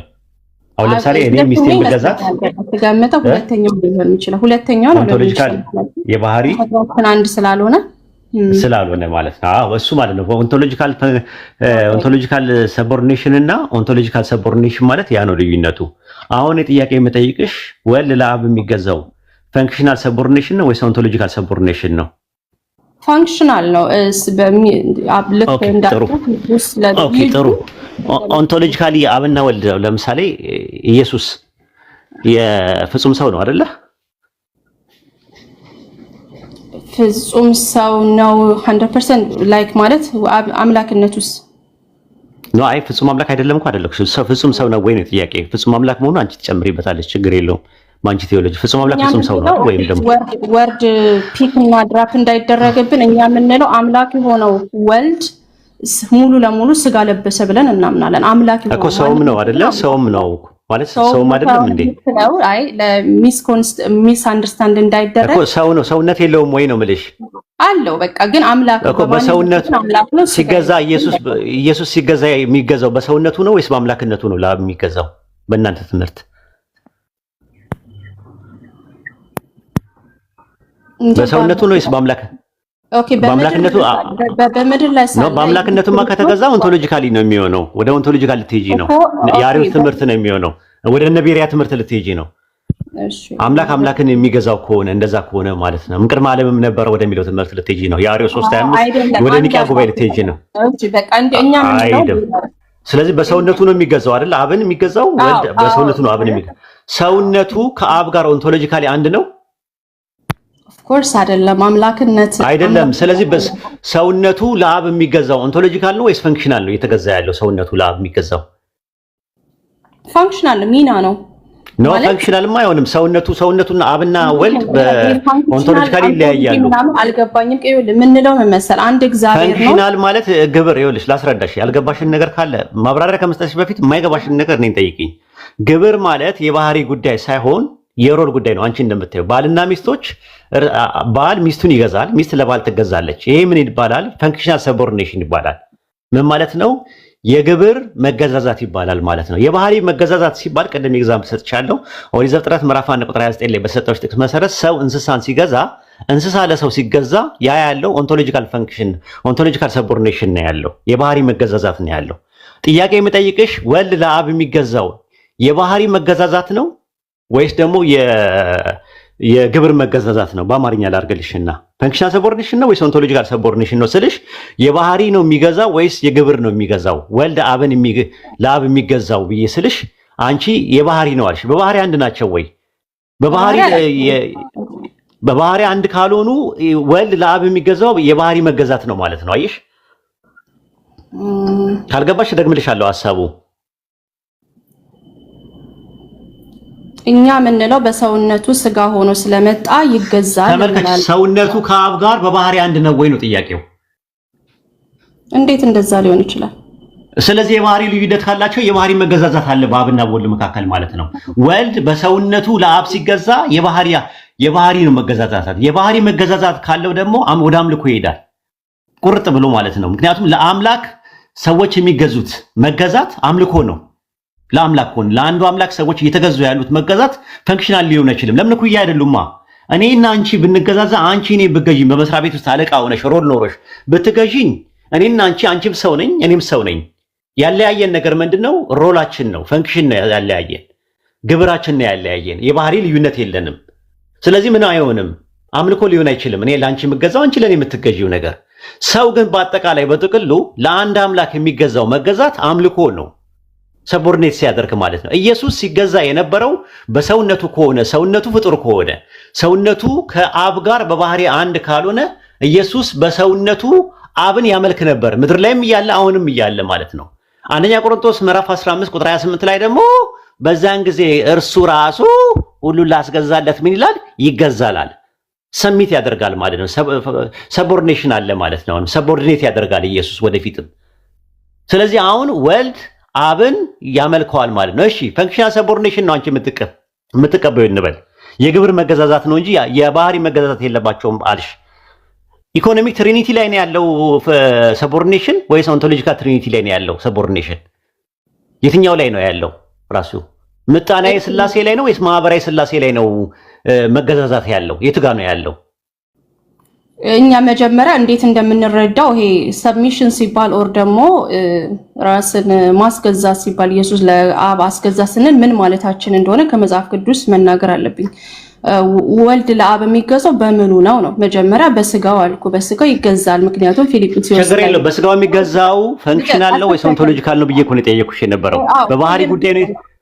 በየትኛው ነው አንቺ ያልሽው? በየትኛው ነው ለአንቺ የሚሆነው? አዎ እኮ ልመልስልኝ። ስለዚህ በስጋው ይገዛል ይላል። በሉቃስ ወንጌልም ሲናገር የኔ ፍቃድ ሳይሆን ያንተ ፍቃድ ይሁን እያለ በምድር ላይ እንዲተመላልሷል። እንግዲህ መለኮታዊ ተፈጥሮ ይገዛል ወይ ነው? አይደለም። በመለኮታዊ ማንነቱ ከአብ ያነሰ አይደለም። ስለዚህ በመለኮቱ መገዛት አይችልም ማለት ምን ማለት ነው? ለምሳሌ በዕብራውያን አንድ ሰቦርኔሽን አይሆንሽ። አሁን እኮ ኤሌመንተሪ ነገር ነው የሚሮ የምትናገሪ። ከጥቅስ አያስፈልገውም። በሐሳብ ደረጃ በሐሳብ ሳንግባባ ስንቀር ነው ጥቅስ የሚያስፈልገው። ሜሪሻዬ አንቺ ኤነርጂሽን ሉዝ እንዳታርጊ ነው። ቁጥጥር ማዳመጥ እችላለሁ። ሚት አድርጌ ማዳመጥ እችላለሁ። ራሱ ኖርማሊ የጥቅስ ጋጋታ ምንም አያደርግም። ሐሳብ ላይ ነው የምናወራው። ሐሳቡ ላይ ሳንስማማ ሲቀር ጥቅስ አምጣ ማስረጃ ስትይኝ ወይም ደግሞ ስልሽ ነው ወደ ጥቅስ የምትሄጂው። ጊዜሽን እንዳታቃጢ፣ ጉልበትሽንም ጊዜሽንም እንዳታቃጢ ስለምፈልግ ነው። ነጥቤ ነው ያለው። ሰቦርዲኔሽንን ትቀበያለሽ። መገዛዛት የሚባል ነገር አለ በአብና በወልድ መካከል። በአብና በወልድ መካከል ያለው መገዛዛት ፈንክሽናል አይደለም፣ ኦንቶሎጂካል ነው ብዬ ነው እኔም ቤሪያም የዋ ምስክሮችም ሁላችንም እናምነው ኦንቶሎጂካሊ። ምክንያቱም ኦንቶሎጂካሊ ሰውና አምላክ ኦንቶሎጂካሊ ይለያያሉ። ስለዚህ ኢየሱስ በሰውነቱ ከሆነ የሚገዛው ሰውነቱ ለአብ የሚገዛው መገዛት ኦንቶሎጂካል ነው፣ ፈንክሽናል አይደለም። በእናንተ ትምህርት ግን ፈንክሽናል ነው። መገዛዛት አለ ካልሽ ኢኮኖሚክ ትሪኒቲ ላይ ነው መገዛዛት ያለው ወይስ ደግሞ የኦንቶሎጂካል ትሪኒቲ ላይ ነው ያለው? በነገራችን ላይ ኦንቶሎጂካል ትሪኒቲ እና ምንድነው ኢኮኖሚክ ትሪኒቲ ካልገባሽ ላብራራው ህዝቡ ምን ስለማያውቅ አንድ ሰከንድ ደስ ይለኛል። የምታውቂው ከሆነ ንገሪኝ። ኦንቶሎጂካል ትሪኒቲ ማለት የሞድ ኦፍ እንትን ማለት ነው፣ ኤግዚስተንስ ማለት ነው። አወላዲ ወልድ ተወላዲ መንፈስ ቅዱስ ሰራጺ የሚባለው ትምህርት ምን ይባላል? ኦንቶሎጂካል ትሪኒቲ ይባላል። አብ ወልድ መንፈስ ቅዱስ በግብር ይለያያሉ። በምን ግብር? ኢንዋርድ ፈንክሽን በሚባለው በውስጣዊ ግብር ይለያያሉ። አብ ወላዲ ነው፣ ወልድ ተወላዲ ነው፣ መንፈስ ቅዱስ ሰራጺ ነው የሚለው ትምህርት ኦንቶሎጂካል ትሪኒቲ ይባላል። ኢኮኖሚክ ትሪኒቲ ማለት ደግሞ ውጫዊ ግብር ማለት ነው። ትርጉሙ አውትዋርድ ፈንክሽን ማለት ነው። በውጫዊ ግብር አብም ወልድ መንፈስ ቅዱስም አንድ ናቸው የሚል ትምህርት ነው። አንድ ናቸው። በውጫዊ ግብር ምንም ነገር አይለያዩም ነው። አሁን የምጠይቀስ ጥያቄ ወልድ ለአብ የሚገዛው በኢኮኖሚክ ትሪኒቲ ነው ወይስ በኦንቶሎጂካል ትሪኒቲ ነው? በየትኛው ነው እየተገዛ ያለው? ፈንክሽናል ሰቦርዲኔሽኑ ማለት ነው። ፈንክሽናል የግብር መገዛዛቱን ሲገዛ የትኛውን ግብር ነው የሚገዛዛው? ውስጣዊ ነው ውጫዊ ግብር ነው የሚገዛዛው? የትኛውን ነው? ከተረዳው በደንብ ውጫዊ ነው ምለው። ለምን መሰለህ? በውጫዊ ግብር አንድ ናቸው። አብም ወልድ መንፈስ ቅዱስ ኢኮኖሚክ ትሪኒቲ ላይ አንድ ናቸው። ይለያያሉ። እንዳልከው ትንሽ ይሄ የእንግሊዘኛው ቋንቋ ትንሽ እየተደማመጠ አማርኛ አድርጌልሻለሁ። ራሱ ማህበራዊ ስላሴ የሚባል አለ። እንደገና ደግሞ ባህሪያዊ ስላሴ የሚባል ነገር አለ። ምጣኔያዊ ስላሴ አለ። የውጫዊ ግብር ያልኩሽ አውትዋርድ ፈንክሽን የምልሽ ምጣኔያዊ ስላሴ ነው። በምጣኔያዊ ስላሴ ነው ወልድ ለአብ የሚገዛው። ፕሮቴስታንት ስሙልኝ፣ ሪከርድ አድርጉልኝ። በየትኛው ነው የሚገዛው? ተመልከቱ። ቆይ አንደኛ ነገር ያልከውን ነገር ልድገምልህ። እያልከኝ ያለኸው ኢየሱስ ክርስቶስ ሁለት ኔቸር እንዳለው እናምናለን። በአምላክነቱ አምላክ ነው። አምላክነቱ አይደለም ተገዛ የምንለው ፋንክሽናል ሰሚሽን የምንለው አዎን፣ በፋንክሽናል ሰሚሽን ነው። ምን ማለታችን ነው? በማዳን ስራ ላይ ያለውን ተግባራዊ ሚናን መገዛት እንለዋለን አይደል? እንዴ አብላከው ሲልከው ጥያቄ እሱ አይደለም ወይ? እሱ አይደለም እኮ ሜርሻ ወልድ መጥቶ ማዳን በዚህ መንገድ እኮ በዚህ ነው። እሱን ተስማማው። አንቺ አሁን ይኸውልሽ በሰውነቱ ወልድ ለአብ የሚገዛው የግብር መገዛዛት ነው አልሽ። ተስማማው ነው ከሱ። እሱን ተስማምቼ ወደ ሁለተኛው ጥያቄ መጣው። የትኛውን ጥያቄ መጣው? ሁለት አይነት ግብር አለ። ውጫዊ ግብርና ውስጣዊ ግብር፣ ኢንዋርድ ፈንክሽን እና አውትዋርድ ፈንክሽን የሚባል ነገር አለ።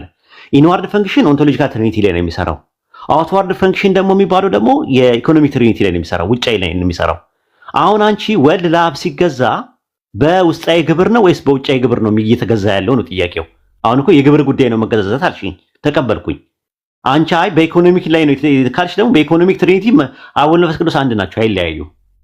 አብ ወልድ መንፈስ ቅዱስ አንድ ናቸው በየግብር ላይ፣ በውጫዊ ግብር ላይ። በውጫዊ ግብር አንደኛውን ከገዛው አንዱ አምላክ ውጭ ነው ያለው ማለት ነው። ብዙ ማለትም ሊሆኑ ነው ትምህርቱ ላይ። ስለዚህ አሁን እያዳመጥሽ ካልገባሽ ጉዳዩ ከነገና ግልጽ አደረግልሻለሁ እንጂ እዚህ የሚያዳምጥ ፕሮቴስታንት አለ፣ የፕሮቴስታንት ትምህርት ከስሩ ነው መንግለሽ የናርሽው ራሱ ማለት ነው። ተመልከቱ ፕሮቴስታንቶች አዳምጡ ማለት ነው። ሙስሊሞችን ሪከርድ አድርጉላቸው ለነሱ ማለት ነው። አሁን ቀጥይና ያልገባሽ ነገር ካለ ጥያቄው ላይ ፖይንቱ ላይ ያልገባሽ ነገር ካለ ፈንክሽን ምንድነው? አውትዋርድ ፈንክሽን ምንድነው? ኢንዋርድ ፈንክሽን ምንድነው? ውስጣዊ ግብር ምንድነው? ውጫዊ ግብር ምንድነው የሚለውን የትሪኒቲን ትምህርት በደንብ በስነ ስርዓት ማታቂ ከሆነ አስረዳሻለሁ። ያልገባሽ ነገር ካለ ንገሪ። እሺ አንድ ጊዜ አትሊስት አንድ ደቂቃ ሰጠኝ ማስረዳት አለብኝ። አሁን አውሪ ይኸው ሪሚት አድርጌያለሁ። ኢንዋርድ ፋንክሽን ከተረዳው አውትዋርድ ፋንክሽን የሚለው ምንድነው ሲባል ኢንዋርድ የምትለው በውስጣዊ በስራ ህይወት አይደለም የምታወራው ላይ ከዛ ደግሞ አውትዋርድ ፋንክሽን ሲሆን ደግሞ በውጫዊ ከዛ ወር ደግሞ በማዳን ስራ የምንለው ማለት ነው። በዛ መልክ ነው አሁን እየተናገርክ ያለው። እኛ የምንለው ኢየሱስ አብን የሚገዛው በአውትወርድ ፋንክሽን ውስጥ ነው እንጂ በኢንዋርድ ፋንክሽን ውስጥ አይደለም። ምን ለማለት ፈልገን ነው? ኢንዋርድ ፋንክሽን ምንን ያሳያል? አብ ወልድ መንፈስ ቅዱስ አንድ መለኮታዊ ተፈጥሮ አይደል? አንድ ፈቃድ፣ እኩል ክብር፣ በዚህ ደረጃ መገዛት መታዘዝ የለም። ኦኬ አንዱ ከሌላው ያነሰ ስላልሆነ ማለት ነው። ለምን ማስረጃዬ ደግሞ ቃል ስጋ ሆነ ዮሐንስ 1:1 እንደገና ደግሞ ዮሐንስ 10:30 ላይ ስትሄድ እኔና አብ አንድ ነን እያለ ኢየሱስ ይናገራል። እዚህ የተናገረው እኩልነትን ነው። ኦኬ ስለመገዛት አይደለም። በዚህ በኩል መገዛት አችልም። አውትወርድ ፋንክሽን የምንለው ደግሞ ውጫዊ ኦር ደግሞ የማዳን ስራ። በዚህ ስራ ላይ እግዚአብሔር ወደ ወልድ ፍጥረትን ይሰራል ማለት ነው። ኦር ደግሞ የተለያዩ ሚናዎችን ኢየሱስ ክርስቶስ ይጫወታል። ለሰይ አብ ይልካል፣ ወልድ ይላካል፣ መንፈስ ቅዱስ ደግሞ ምንድነው ተአምራትን ይሰራል። በውጫዊ ግብር አንድ ናቸው ብለሽ ታምኛለሽ? አብ ወልድ መንፈስ ቅዱስ በውጫዊ ግብር አንድ ናቸው ብለሽ ታምኛለሽ? ነው አጭር አድርጌዋ ማለት ነው። ያው ከነጥቤ ጋር ይመሳሰል ዲስር አንድ ደቂቃ ስላሽ አንድ ደቂቃ አይሄድም። አንድ ደቂቃ ስጪኝ ብለሽ ከአንድ ደቂቃ በላይ ነው ያወራሽው። አንድ ያዥልኝ። ሁለተኛ ነጥቡ ላይ አይደለሽም ያለሽው። ሶስተኛ ነገር ደግሞ ከገባሽ በውጫዊ ግብር ይለያያሉ። አብ ወልድ መንፈስ ቅዱስ ይለያያሉ በውጫዊ ግብር። እሱም ብቻ መልሽልኝ ባጭሩ። አውትዋርድ ፈንክሽን ላይ ይለያያሉ። ኢኮኖሚክ ትሪኒቲ ላይ አብ ወልድ መንፈስ ቅዱስ ይለያያሉ ወይስ አይለያዩም? ውጭ ድጋመልኝ እንትን ትቀያይረዋለህ ወርድህን። በኢኮኖሚክ ትሪኒቲ አብና ወልድ ይለያያሉ ወይስ አይለያዩ? ኢኮኖሚክ ትሪኒቲ እሺ። አውትዋርድ ፈንክሽን ወይም ውጫዊ ግብር ወይም ደግሞ ምጣናዊ ስላሴ በሚባለው ወይም ደግሞ ውጫዊ ግብር በሚባለው አብና ወልድ ይለያያሉ ወይስ አንድ ናቸው? እሱን የጠየቁሽ። ስለዚህ አውትዋርድ ፋንክሽን ዋን ሞር ታይም በአንተ መንገድ ዲፋይን አድርግልኝ። እኔ ዲፋይን አድርጌዋለሁ። አውትዋርድ ፋንክሽንን ነው አላደረግሽውም እኮ። አውትዋርድ ፈንክሽን አንድ ናቸው ወይስ አይደሉም? ይችን ብቻ ነው የጠየቁሽ። ናቸው ወይም አይደለም? የስ ኦር ኖ? ይችን ብቻ መልሽ እና ህዝብ ይስማ። ኦኬ አውትዋርድ ፈንክሽን ምንለው አስረድቻለሁ አይደል? ለሲ አብ ይልካል፣ ወልድ ይላካል። እኔ አስረጅኝ አይደለም ያልኩሽ። በአንቺ አሁን ባስረዳሽኝ መሰረት በአውትዋርድ ፈንክሽን በውጫዊ ግብር አብና ወልድ ይለያያሉ ወይስ አንድ ናቸው? የስ ኦር ኖ? ወልድ ተላኪ ነው። አዎ ስለዚህ በውጫዊ ግብር ይለያያሉ። ተመልከቱ ፕሮቴስታንቶች አዳምጡ። እሺ በውስጣዊ ግብር አብና ወልድ በውስጣዊ ግብር አብና ወልድ አስረዳኝ። ምን ኖ በውስጣዊ ግብር ቆይ በውስጣዊ ግብር እኔ እንትን አይደለም በደንብ ነው እንትን ውስጥ ቀለበት ውስጥ እየገባሽ ያለሽው። በውስጣዊ ግብር አብና ወልድ ይለያያሉ ወይስ አይለያዩ? በውስጣዊ ግብር በኢኮኖሚክ ትሪኒቲ ሳይሆን በኦንቶሎጂካል ትሪኒቲ በባህሪያዊ ስላሴ በውስጣዊ ግብር ይለያያሉ ወይስ አይለያዩ? ኦኬ በአምላክነት አይለያዩ። በውስጣዊ ግብር ነው ያልኩሽ።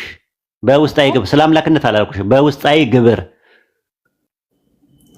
አንደኛ ነገር ወይ ትንሽ እንትን እያፈጠንከኝ ነውና በውስጣዊ ግብር ይለያያሉ ወይስ አይለያዩም ነው የጠየቁሽ። አይቶሽ በውስጣዊ ግብር ይለያያሉ ወይስ አይለያዩም? አብና ወልድ መንፈስ ቅዱስ ቅድም አድሬስ አድርጌው መጥቻለሁ አይደለ? ማለት እዛ ጋር አላረሹም።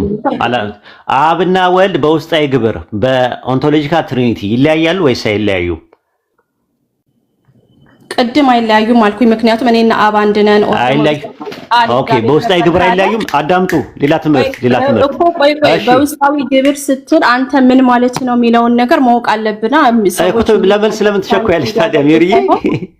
መልሳቸው አውትዋርድ ፋንክሽን ስትል አልኩህ እኮ ምን ኢንዋርድ ፋንክሽን ማለት ነው እኮ ሳይገባሽ ነው መልስ የምትሰጪው ማብራሪያ የምትሰጪው ለዛ እኮ ነው እኮ አሁን እኮ ቀለበት ውስጥ እየገባሽ ያለሽው አሁን በውስጣዊ ግብር እንደዛ ነው እኮ ሜሪሻ አንደኛ በውጫዊ ግብር በፕሮቴስታንት ትምህርት ውስጥ አብ ወልድ መንፈስ ቅዱስ አንድ ናቸው በውስጣዊ ግብር ነው የሚለያዩት ራሱ አብ ወልድ መንፈስ ቅዱስ በውስጣዊ ግብር ይለያያሉ ኦኬ በኢንዋርድ ፋንክሽን ተለያዩ ስትል ምን ለማለት ፈልገን አብ ወልድ መንፈስ ቅዱስ አሁን አስረዳ አብ ግብሩ መውለድ ወልድ ግብሩ መወለድ መንፈስ ቅዱስ ግብሩ መስረጽ የሚባል ትምህርት አልሰማሽም ታወራው እኔ ስለ ታዲያ ውስጣዊ ግብር እኮ ነው ታወራ በስልጣን በእውቀት ቅድም ኢንዋርድ ፋንክሽን ይኸውልሽ ኢንዋርድ ፋንክሽን ስልሽ ውስጣዊ ግብር በውስጣዊ ግብር አንድ ናቸው ወይ ስልሽ አዋልሽኝ በውስጣዊ ግብር አንድ ናቸው ወይስ አይደሉም አሁን ደግሞ ከእውቀት ደረጃ ከኤግዚስተንስ ደረጃ ከምንነት ደረጃ አንድ ናቸው ምክንያት አብ ወልድ ነው በውስጣዊ ግብር አብና ወልድ አንድ ናቸው ወይስ አይደሉም አሁንም ጥያቄውን እየደገምኩልሽ ነው ያለሁት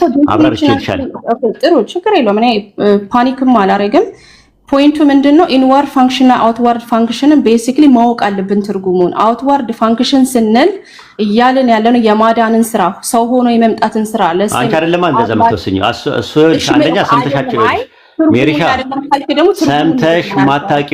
ሰምተሽ ማታቂውን ነገር ስትሰሚ አንቺ ማብራሪያ አትስጪ ቴዎሎጂው ራሱ ነው ማብራሪያ መስጠት ያለበት የፕሮቴስታንት ቴዎሎጂ ነው መስጠት ያለበት አውትዋርድ ፋንክሽን የሚባለው ነገር ወይም ደግሞ ኢኮኖሚክ ትሪኒቲ ወይም በአማርኛ ምጣኔ ስላሴ በሚባሉት ስላሴ ውስጥ አብ ወልድ መንፈስ ቅዱስ አንድ ናቸው በግብር በውጫዊ ግብር ማለት ነው በውስጣዊ ግብር ደግሞ አብ ወልድ መንፈስ ቅዱስ አንድ አይደሉም ሶስት ናቸው አብ ወላዲ ወልድ ተወላዲ መንፈስ ቅዱስ ሰራጺ ማለት የአብ ግብሩ መውለድ የወልድ ግብሩ መወለድ የመንፈስ ቅዱስ ግብሩ ደግሞ መስረጽ የሚል ትምህርት ነው ያለው አሁን እኔ ስጠይቅሽ ግብር እያወራ ነው እኔ ስለ ግብር እያወራው ግን አልነበረም አይታ ከሆነ ግብር ላይ አልነበረም ኢንዋርድ ፋንክሽን አውትዋርድ ፋንክሽን ስል ስፔሲፊክሊ ግብር በእንግሊዝኛ እስቲ ግብር በእንግሊዝኛ አድርጊልኝ ግብር በእንግሊዝኛ አድርጊልኝ እና በእንግሊዝኛ አድርጊልኝ ምን ማለት ነው ግብር በእንግሊዝኛ ምን ይባላል ንገሪኝ አይ አንቺ ግብር የሚለው በእንግሊዝኛ ንገሪኝ በቴዎሎጂ ደረጃ ያለው ንገሪኝ እስቲ ግብር በእንግሊዝኛ እሺ አንድ ጊዜ ኢንዋርድ ፋንክሽን ብለን ስንመጣ ነው የጠየኩሽ ግብር በእንግሊዝኛ ምንድነው ነው የጠየኩሽ ሌላ ቦታ አትጂ ግብር በእንግሊዝኛ ላይ ምንድነው እስቲ ንገሪኝ ግብር የሚለው ቃል ቴዎሎጂካሊ በእንግሊዝኛ አርገሽ ንገሪኝ እንትን እያልከኝ ነው ማለት በጣም ብዙ ንገሪኝ እኮ ነው የምልሽ በጣም አይምሮዬን ክራውድ እንዳይሆንብኝ መጀመሪያ ምንድነው ቀለል ያደረገው ይዛከሽ አይ አንተ ያወራው ሌላ ነገር ነው አልሽኝ እኔ እንደውም በእንግሊዘኛም በአማርኛም እያረኩኝ እንዲገባሽ እያረኩሽ እንዲያገራልሽ እያልኩኝ ኢንዋርድ ፈንክሽንን ብዬ ስልሽ ውስጣዊ ግብር አውትዋርድ ፈንክሽን ስልሽ ደግሞ ውጫዊ ግብር ኢኮኖሚክ ትሪኒቲ ስል ደግሞ ምጣኔያዊ ስላሴ ኦንቶሎጂካል ትሪኒቲ ስል ደግሞ ባህራዊ ስላሴ ሶሻል ትሪኒቲ ደግሞ ማህበራዊ ስላሴ እያልኩሽ እንትን ነው የተያዘሽ ሞናርኪ ኦፍ ዘ ትሪኒቲ ተቀበያለሽ እኔ ሞናርኪ ኦፍ ዘ ትሪኒቲ ሞናርኪያን ትሪኒቲ ሃይራርኪ ትሪኒቲ ብዙ አይነት ትሪኒቲዎች አሉ ስለዚህ አሁን ይኸውልሽ ይሄ ነው ያለው አሁን ብነግርሽም አሁን ማብራሪያ ነው የምትሰጪው ማታውቂያቸውን ነገሮች ለማንኛውም እስቲ ለብሔራዊ ዕድል ልስጠውና አይ ቲንክ ይበቃሻል ይመስለኛል እስቲ ለእንትን ኦፓላለሽ ከዛ በፊት መልእክት አለ በውስጥ የምታመልከው ምን ልታዘዝሽ ኖ አይ እንትን ቀድም አንቺ ነሽ እንትን ያልሽው አስመለስሽው ኦፓሊ ሻይ ቡና ትይኛለሽ እንጂ አንላቀቅ አይ እክሳለሁ አበቦቹ እንዳይረግፉ ነው ያው ታፈነን ተበደለን የሚል ተልካሻ ምክንያት ቤቱ የፍትህ ቤት ነው እንትን በላትና አይ ቲንክ ይሁን እሺ ቤሪያ መልእክት አለ ከዛ በፊት ይቅርታ ኡስታዝ እንትን እንበል ሬነር አለ አለው ባቢ ሰላም አለይኩም ኡስታዝ እንዳልከኝ ነው ካለ እንግዲህ ዱከም ሻዳ ይዛ በርቷት እንዳልከኝ ነው አለው አሁን ግን ያለ አይመስለኝም እዚህ ገስት ላይ እኔ እንጃ ቅድም ነበር ወረደ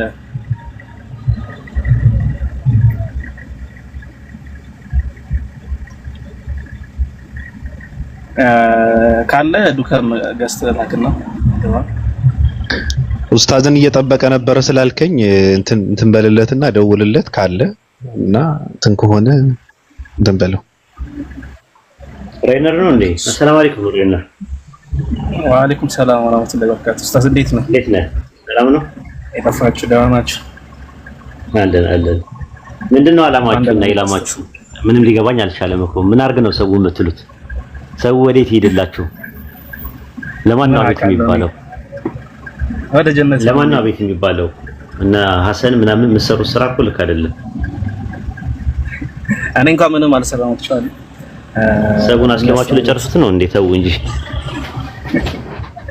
እኔ ከጥግ ነው ማየው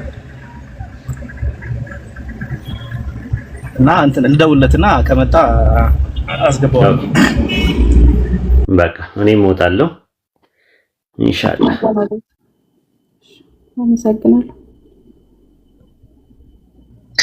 ቀጥል ቤሪያ። ምንድነው ሜሮን እንደዛ ብለሽማ መውጣት አልነበረብሽም። ቆያ ትንሽ እንዴ ተደጋግፈን ነው እንጂ መሄድ ያለብን። ቤሪያ አለ አሎ ቀጥል። በጥያቄ ነው እንትኑ ቤሪያ እንትኑ ገብቷል አይደለ?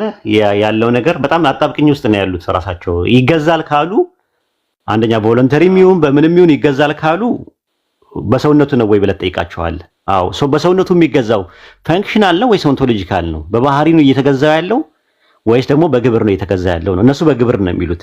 በግብር ከሆነ ባልና ሚስት እንደሚገዛዙት ማለት ነው። ባልም ሰው ነው፣ ሚስትም ሰው ናት። ስለዚህ የግብር መገዛዛት ነው በመካከላቸው ያለው። ምንም ከአምልኮ ጋር የሚያያዘው ነገር የለም። በአብና በወልድ መካከል ግን እንደዛ አይደለም ያለው። በሰውነቱ ከሆነ የሚገዛው ሰውነቱ ከአብ ጋር የባህሪ እንትን የለውም። በባህሪ አንድ አይደሉም። አብ አምላክ ነው፣ ሰውነት የሚባል ነገር የለውም። ወልድ ግን ሰውነት አለው። ስለዚህ ሰውነቱ ለአብ እየተገዛ ያለው የባህሪ ከሆነ ደግሞ እያመለከው ነው ያለው ማለት ነው። አንደኛ ነገር ማለት ነው። እንደገና ደግሞ ፈንክሽናል ሰቦርዲኔሽን ወይም ደግሞ የግብር መገዛዛት ሲሉ ወልድ አብን የግብር እየተገዛ ያለው በውጫዊ ግብር ነው ወይስ በውስጣዊ ግብር ነው? አሁንም አጣብቀኝ ውስጥ ነው። በውጫዊ ግብር ካሉ ቅድመ ዓለምም ጀምሮ አብ ወላዲ ወልድ ተወላዲ መንፈስ ቅዱስ ሰራጺ የሚባል ነገር ነው ያለው። በዛ መካከል በውስጣዊ ግብር ውስጥ መገዛዛት ካለ አደጋ አለው። የአርዮስ ትምህርት ነው ቀጥታ የሚሄደው ማለት ነው። በውጫዊ ግብር እንዳይሉ ደግሞ በውጫዊ ግብር አብ ወልድ መንፈስ ቅዱስ አንድ ናቸው ብሎ ነው የሚያምኑት። አቡልናሪዮስ የሚባለው የተወገዘው እኮ በውጫዊ ግብር አብና ወልድ ይለያያሉ ስላለን ነው። በ381 ከመቅደኒዮስ ጋር አብሮ የተወገዘው አቡልናሪዮስ የሚባለው የተወገዘው አብና ወልድ በውጫዊ ግብር ይለያያሉና ኢየሱስ ወልድ የሚባለው ነገር በሰውነት ውስጥ ነፍስ የለውም፣ በነፍሱ ፋንታ መለኮት መጥቶ ተተክቷል ብሎ ስላስተማረ ነው የተወገዘው 381 ላይ የቆስጠንጢንያ ጉባኤ ማለት ነው። በሁሉም መንገድ ስትሄድ አጣብቀኝ ውስጥ ነው ያሉት እነሱ፣ መሄጃም መንገድ የላቸውም። ስለዚህ ምንም ነገር የፈለገ ነገር ኢየሱስ ጨምር ላክልበትና ቅድም አንድ ጥያቄ ስጠይቅ ያው ትመረምራለች ትፈትሻለች በሚል ነው። መዝሙረ ዳዊት ምዕራፍ 2 ቁጥር 7 ላይ ያለው ጥያቄ አሁን ለጠየካት ነገር ብዙ ምላሽ የሚሰጣት ክፍል ነበረ። እዛ ክፍል ላይ እንደዚህ ይላል።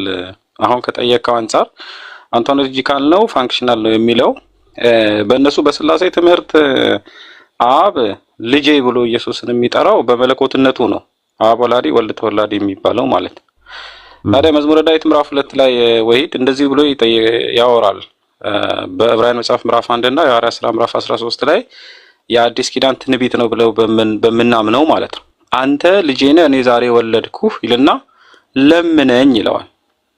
ልጄ ብሎ የሚጠራውን አካልን ነው ለምነኝ የሚለው። አሁን አብ ደግሞ ልጄ ብሎ የሚጠራው በመለኮትነቱ ነው። ወይንም አሁን ሲጠመቅ የምወደው ልጄ አለ ብሎ፣ ስለዚህ ልጄ ብሎ እየጠራ ያለው በመለኮትነቱ ስለሆነ የስላሴ አካላትን ያሳያል የሚል ማስረጃ ነው የሚያቀርቡት። ታዲያ ልጄ ብሎ በጠራበት ባህሪው ወይንም ማንነቱ ለምነኝ ካለው ምንድነው? በስላሴ አካላት መካከል አባትና ልጅ ተብሎ በተጠሩት መካከል መገዛዛት አለ ማለት ነው። ወይንም ወልድ አብን እንዲለምነው በባህሪው በመለኮትነት እንደሱ በሚለው ማንነት እንዲለምነው ይፈልጋል የሚለውን ነገር ያስቀምጣል። ያንስ እንዴት ታየዋለህ? እንኳ ለምኖ እንትን የሚለው ነገር ማለት ነው። ለምኖ የሚያገኘው ነገር ማለት ነው። ለምነኝ አሕዛብን ለርስት የምድር ዳርቻን ለግዛት እሰጥሃለሁ አለ። ስለዚህ አሕዛብን ለርስቱና የምድር ዳርቻን ለግዛቱ የተቀበለው በአጠቃላይ ለምኖ ነው ማለት ነው። ዮሐንስ ወንጌል ምዕራፍ 14 ቁጥር 15 ላይ እንደዛ አይደለም ይላል። እኔ አብን እለምናለሁ ነው የሚለው።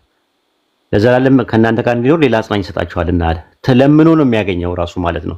ዮሐንስ ወንጌል ምዕራፍ 11 ላይ እንደዛ ነው ራሱ የምለምንላ እንደምትሰጠኝ አውቃለሁ ነው የሚለው ራሱ ማለት ነው። አምላክ የምትለምነውን ሁሉ አለች ማርታ ይሰጣሃል እያለችው ነው ያለው። ሮሜ 8:34 ላይም ስለኛ የሚለምነው ነው የሚለው። ኢንቱካኖ ማለት መሰረታዊ ትርጉሙ መለመን ማለት ነው። ኢንተርሴሽን የሚለው ቃል ብዙ ማስረጃዎች ማቅረብ ይቻላል እነዚህ አይነት ነገሮች ማለት ነው። የገረመኝ ግን ራዕይ ዮሐንስ ምዕራፍ 1 ቁጥር 1 እና ራዕይ ዮሐንስ ምዕራፍ 5 ቁጥር 7 ላይ ያለው ነገር ነው። ሰማይ ላይ ሆኖ ኢየሱስ የሚሰጠው ነገር ራዕይ ዮሐንስ 1 ላይ ሬቨሌሽኑ አፖካሊፕስ ሲሰጠው እናያለን።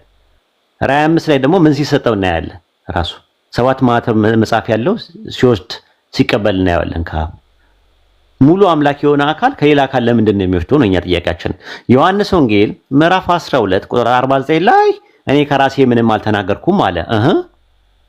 ነገር ግን የላከኝ አብ እርሱ የምለውንና የምናገረውን ትእዛዝ ሰጠኝ አለ። ለምን ይሰጠዋል? ስለዚህ አብ እንደነገረኝ እንዲሁ እናገራለሁ አለ። ለምንድን ነው የሚጠብቀው? እኔና አንተ ቤሪያ አንድ ትምህርት ቤት ውስጥ ቁጭ ብለን ፊዚክስ ተምረን ልክ ተመርቀን ስንወጣ እኔም የራሴ ስራ ነው የሚይዘው፣ አንተም የራስህ ስራ ነው የምትይዘው። ለምን? አንተ የተማርከው ትምህርት እና እኔ የተማርኩት ትምህርት አንድ አይነት ከሆነ ማለት ነው። ነገር ግን ከትምህርቴ ከተመረኩም በኋላ መጥቼ እኔ የቤሪያ መልእክተኛ ነኝ። ምን ተልካል ሲባል ፊዚክስ ልኮኛል። ለምን? እንዴ ፊዚክስ እውቀቱ እኔ ጋርም አለ ቤሪያም ጋርም አለ። ለምንድን ነው መልእክተኛ የሚሆነው? ራሱ ለምንድን ነው መልእክተኛ የሚሆነው? የእሱ መልእክተኛ መልእክቱ እሱ ጋር ስለሌለ ነው። ተመልከት። ሁለተኛ ነገር ደግሞ ምንድነው? ከራሴ አልናገርም አለ።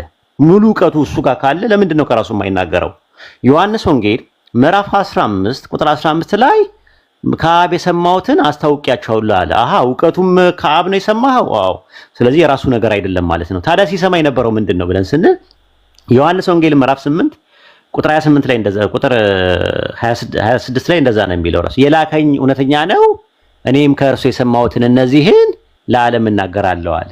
ቁጥር 25 ላይ ማለት ነው። ቁጥር 26 ላይ ማለት ነው። እኔ ለዓለም እናገራለሁ። ስለ አብ እንደነገራቸው አላስተዋሉም። ከዛ በኋላ ቁጥር 40 ላይ ምን ይላል? አሁን ከእግዚአብሔር ሰምቼ የነገርኳችሁ ሰው አለ። ሲሰማ የነበረው ምንድነው? ሰው ነው። እዛ ጋር አሁን ነው የሚለው። አሁን አለ እዛው ላይ አሁን ከእግዚአብሔር ሰምቼ የነገርኳችሁ ሰው አሁን ከእግዚአብሔር ሰማው። ስለዚህ ሲሰማ የነበረው ሰው ነው። የናዝሬቱ ኢየሱስ ኦንቶሎጂካሊ ሰው ነው፣ ፈንክሽናሊ ነብይና መልእክተኛ መሲ ነው። ይህንን ነው ባይብል የሚያስተምረው። ሉካም ሰላም ብያለሁ።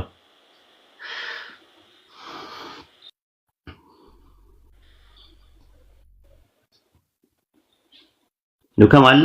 ኦኬ እዚች ላይ ሐሳብ ልጨምርልና ሁሉ ከምን አንዴ እናውራውና ትጨምራለህ። ቤሬይ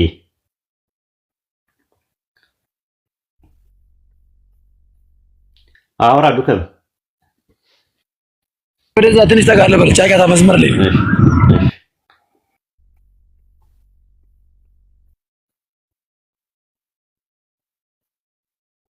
ኮሜንታተሮች ተረጋጉ። ምንም የሚያጣደፍ ነገር ምንም ነገር የለም። ስለዚህ ማውራት ያለበት ነገር ያወራል። ቤሪያ እስከዛ አውራ። ቤሪያሻ ሲመጣ እንትን ትላለህ። ሰዓታችን እንድንጠቀም ከሚለው አንፃር ነው። እኔም ስለምወጣ ከዛ አንፃር ቀጥል ቤሪያ። እዚህ ጋር አንድ ነገር ለማስቀመጥ አሁን ዕብራውያን መጽሐፍ ምዕራፍ 10 ቁጥር 5 ላይ እንደዚህ ብሎ ያስቀምጣል። አምላኬ ሆይ ፈቃድህን ላደርግ መጥቻለሁ ብሎ ያስቀምጣል። ስለዚህ አሁን ኢየሱስ የአምላኩን ፈቃድ ሊያደርግ ነው የመጣው በእነሱ እምነት ወይንስ የአባቱን ፈቃድ ሊያደርግ ነው የመጣው የሚለውም ነገር መጣራት አለበት። ለምሳሌ አሁን አብ ወልድን ሲልከው የአባቱን ፈቃድ ነው። ምክንያቱም በስላሴ አስተምህሮ አብና ወልድ አባትና ልጅ ነው የሚል ነው። ነገር ግን ሲመጣ የአምላኩን ፈቃድ ሊያደርግ ነው የመጣው። ስለዚህ ኢየሱስ ከመወለዱ ከመጸነሱም በፊት ምን አለው? አምላክ አለው ማለት ነው። ለምሳሌ መልአኩ እንኳን ሲያበስር ምን ብሎ ነው?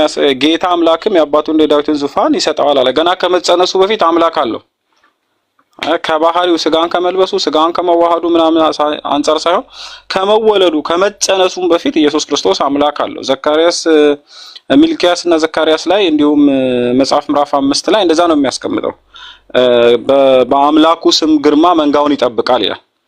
እና ያ የተመረጠው ከእስራኤል መካከል የተመረጠው ወንድሞቹን ይመልሳል ተብሎ የተነገረለት አካል ከመወለዱም ከመጸነሱም በፊት ምን አለው? አምላክ አለው። የአምላኩን ግብር ሊያደርግ የመጣ ስራውን ሊፈጽም የተመረጠ ነብይ ነው የሚለውን ነገር መጽሐፍ ቅዱስ በግልጽ ያስቀምጣል። እዚህ ጋር መገዛዛቱ በራሱ የአንደኛ ቆሮንቶስ መጽሐፍ ምዕራፍ 15 ቁጥር 28 ላይ ወልድ ለአብ ይገዛል ብሎ ነው የሚያስቀምጠው። መገዛቱ ከልጅነቱ አንጻር ስጋ ከመልበሱ አንጻር ሳይሆን ከልጅነቱ አንጻር እንደሆነ እግዚአብሔር ሁሉ በሁሉ እንዲሆን በዛ ጊዜ ልጁ ራሱ ላስገዛለት ይገዛል ይላል። ይሄ ብቻ አይደለም፣ አላዋቂነቱ ከእውቀት ሙሉ አለመሆኑ ከስጋው ባህሪ የተነሳ ሳይሆን ከልጅነቱ እንደሆነ የመጨረሻውን ቃል ብሎ ሲያስቀምጥ ልጅም ቢሆን ራሱ ብሎ ነው የሚያስቀምጠው። አሁን ልጅ ተብሎ የሚጠራው በስላሴ ትምህርት መለኮትነት ነው። አብ ወላዲ፣ ወልድ ተወላዲ፣ መንፈስ ቅዱስ ሰራጺ ተብሎ የሚነገረው ማለት ነው። ስለዚህ በእነዚህ ምክንያቶች በስላሴ መካከል የባህሪ መገዛዛት አለ የሚል ትርጓሜ ውስጥ ነው የራሳቸው ትምህርት ራሱ በራሱ የሚወስደው ማለት ነው። ይህ ማለት ግን መጽሐፍ ቅዱስ ውስጥ ያለውን ነገር እነሱ ከተረጎሙት አንፃር እናብራራለን እንጂ መጽሐፍ ቅዱስ በግልጽ ሲያስቀምጥ እግዚአብሔርና ኢየሱስ ክርስቶስን ሲያነጻጽር ኢየሱስን ሰው እግዚአብሔርን አምላክ አንድ እግዚአብሔር አለና በእግዚአብሔርና በሰው መካከል አንድ አለ እርሱም ሰው የሆነ ክርስቶስ ኢየሱስ ነው ይላል። ኢየሱስን ሲጠራ አንድ ሰው ነው የሚለው እንጂ ፍጹም አምላክ ፍጹም ሰው አይልም። የሰውነት ባህሪውን ወይንም ሰውነት ማንነቱን ነው አንድ ብሎ ጠርቶ የሚያስቀምጠው። ሮሜ መልእክት ምዕራፍ 5 ቁጥር 15 አካባቢም እንዲሁ በአንዱ ሰው በኢየሱስ ክርስቶስ ሲቆጠር ሲለካ ሲመዘን ከባህሪው አንጻር ሲብራራ መጽሐፍ ቅዱስ ውስጥ ምን ተብሎ ነው የሚጠራው? አንድ ሰው።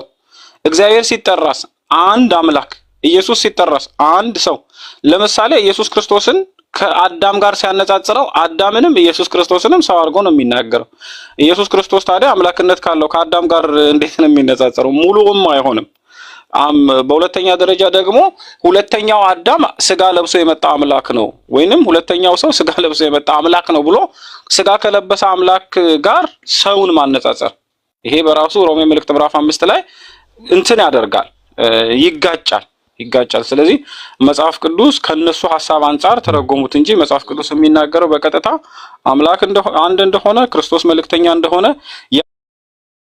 ያትን ምስክርነትን ይዞ ክርስቶስ የአምላክ መልእክተኛ ከእስራኤል መካከል የተመረጠ ሰው እግዚአብሔር ጽድቁንና መልእክቱን ያደረገበትና የሰራበት ቅዱስ የእግዚአብሔር መልእክተኛ ነው። ይሄ መጽሐፍ ቅዱስ በግልጽ ያብራራዋል። እንግዲህ ወደዚህ ትምህርት ተመለሱ ነው የምለው። ወሂድ አሪፍ ነገር ነው እንትን ያልከው። ሲጀመር ይሄ ነው ወልድ ለአብ ብቻ ለምን ይገዛል? መንፈስ ቅዱስ ለምን አይገዛም ነው። ምክንያቱም ወልድ ለራሱ የማይገዛው ለራሱ የማይገዛው ያው ራሱን ዝቅ ስላደረገ ነው። ሂሚሊሽን ነው፣ ሂሚሊቲን ነው የሚያመለክተው፣ የሆነ ትህትና ነው ብለው ያምናሉ። ለመንፈስ ቅዱስ ለምንድን ነው የማይገዛው? ለምንድን ነው መንፈስ ቅዱስ አምላኩ ያልተባለው? እሱስ አምላክ አይደለም በራሱ? እና በክርስትና ያለው የማይወልድና የማይወለድ አምላክ ቢኖር መንፈስ ቅዱስ ነው፣ የመውለድና የመወለድ ባህሪ የሌለበት ተብሎ የሚታመነው ማለት ነው። ኤኒዌይ ወደ ዱከም እንሂድና ጊዜያችንን እንትን እንበል። ዱከም ሰላም ብያለሁ፣ እንዴት ነህ?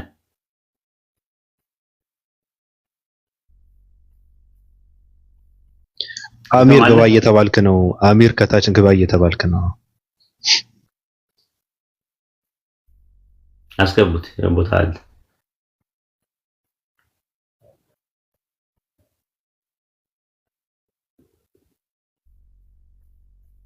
ዱከም አለ ሰዓት ለመጠቀም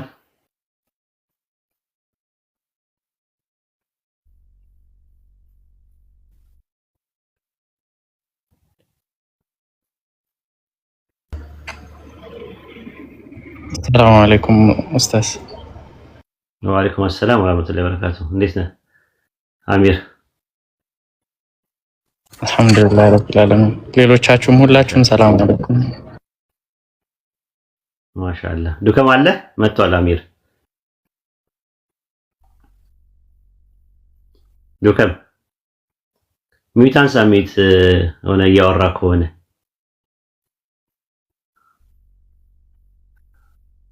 እንዴት ነህ? ሰላም ነው?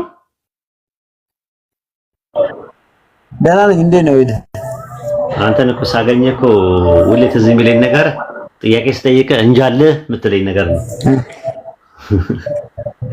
ተቃጥዬ እኮ ነው ሄደ። ምን ላድርግ በእናትህ። ኦኬ። እና ሻዳ ሊይዝ ነው ምናምን ይላሉ። እውነት ነው? አይሻልም? ተጨንቄ ዝም ብዬ ከምንከላወጥ ኢንሻአላህ በቃ ይሻላል። ማሻአላህ እንኳን ለውሳኔ አላህ በቃ። እንግዲህ ሻዳ የምትይዝ ከሆነ አሚር ያስይዝሃል ማለት ነው ኢንሻአላህ። አሚርን በጣም ስለምትወደው በምትወደው ሰው እጅ ብትይዝ ደስ ይለኛል። አዎ ከአሚርም በላይ አቡ መሐመድ ከአቡ መሐመድ በላይ ደግሞ ያ ሐሰን ከዛም በላይ ሌሎችም አሉ። ያው በይበልጥ ደግሞ አንዱ አይነገርም። ስለዚህ በአሚር ያሲዝ ማለት ነው። ያሰን ከሁለት አንዱ ምረጥ እና ያሲዝ አሚር ያሲዝ በቃ ኢንሻአላህ ለዛው ነው ፈልጌ ጥሩልኝ ያልኩት። እሺ አንድ ነገር ግን ሻሃዳ ከመያዜ በፊት ልናገር አንድ ነገር ኢንሻአላህ። እሺ ብዙ ሰዎች መጽሐፍ ቅዱስን ሲተነትኑ ሰማለሁ። ብዙ መጽሐፍ ቅዱስን የሚያሳርፍ ነገር የሚመስል የሚያወሩ ነገር ሰማለሁ። ከቅድም ጀምሮ እንደሰማነው ማለት ነው። ያም የምሰማው ነገር ምንድነው? መጽሐፍ ቅዱስን ይሉታል በቃ ማለት ይሉታል። መጨረሻ ላይ ግን ጻፊው አይታወቅም ይሉናል። ስለዚህ ይሄንን ነገር ማለት በምን አይነት አይምሮ ልቀበል በቃ ማለት እረፍት አጣው ወይ አይዞህ በቃ ከዚህ በኋላ ወደ ግልህ ምንጩ አይታወቅም። እሱ እንትን እላለሁ እረዳለሁ። ምንጩ አይታወቅም ይዘሉና ዕብራውያን ጋር ይገባሉ። ማን ነው ዕብራውያን መጽሐፍ ይገባሉ። ዕብራውያን መጽሐፍ ስትሄድ መጽሐፉ ጻፊው አይታወቅም። ዘፍጥረት ጋር ስትሄድ ጻፊው አይታወቅም። ዘዳግም ስንመጣ ጻፊው አይታወቅም። ሙሴ አሁን ደግሞ አንድ ልጅ ይዞት የመጣው ማዕት አለ በቃ። ስለዚህ እነዚህ ነገሮች ጻፊው ካልታወቀ እኔ የዘላለም ሕይወት እንዴት ይሰጠኛል የሚል ነገር እርስ በርስ የሚጋጭ ከሆነ የቶማስ ወንጌል ተብሎ ከተጣለ ከወደቀ የወደቀው አንዱን ጥለው አንዱን አንጠልጥለው የትኛው ነው ይሰጠኛል የሚል በቃ ስጋት ውስጥ ነበርኩኝ። ለማንኛውም ዛሬ ውሳኔ ላይ ደርሻለሁ። ያው አይጥሩ ነው። ለማንኛውም ከዘፋኞች ሁሉ አፈሶፊ ማን ነው ሲባል ከከሌ ጋር ልታጣላኛል አሉ እና ምን ለማለት እንደፈለክ ገብቶኛል። ችግር የለውም አብሽር። አሚር አለ አለው ኡስታዜ አንተ ብታስይዘው ይችላል። አይ አሲዛው ችግር የለውም። እኔ ሁሌ ሳሲዝ ነው ያለሁት። ስለዚህ ኢንሻአላህ አጅሩን እንድናገኝ ሁላችንም ጋር ይመጣል።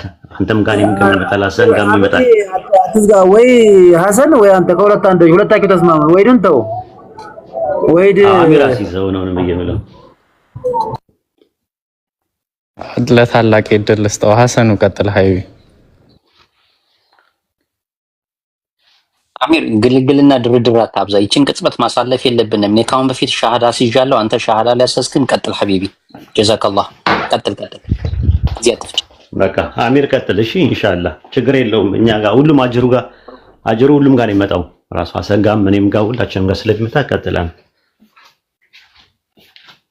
እሺ መርሐባ። እሺ ኡስታዝ ዱከም እስልምናን እንድትቀበል ያስገደደ ሰው አለ? ነፍሴን ያስገደደችኝ። ስለዚህ እስልምና እንድትቀበል ያስገደደ ጫና ያደረገብህ ሰው የለም? አለ። ነፍሴ ነች ያስገደደችኝ፣ ያስጨነቀችኝ፣ እንቅልፍ አጣሁ። መርሐባ። እኔ የምለውን ቃል ተከትለህ ትላለህ። እሺ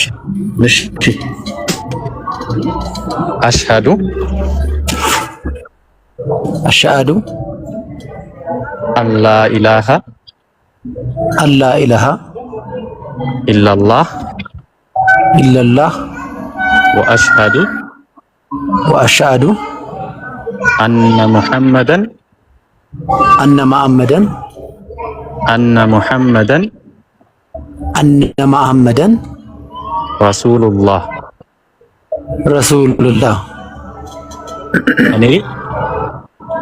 እኔ ከአላህ ውጪ በሐቅ የሚመለክ አምላክ እንደሌለ በልቤ አምኜ በአፌ መሰክራለሁ። ነብዩ ሙሐመድም ሰለላሁ ዐለይሂ ወሰለም የአላህ መልእክተኛና ባሪያው መሆናቸውን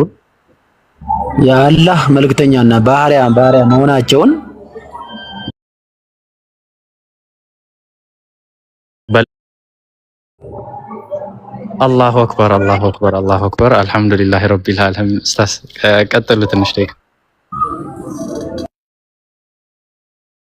አላሁ አክበር ተክቢር፣ አላሁ አክበር።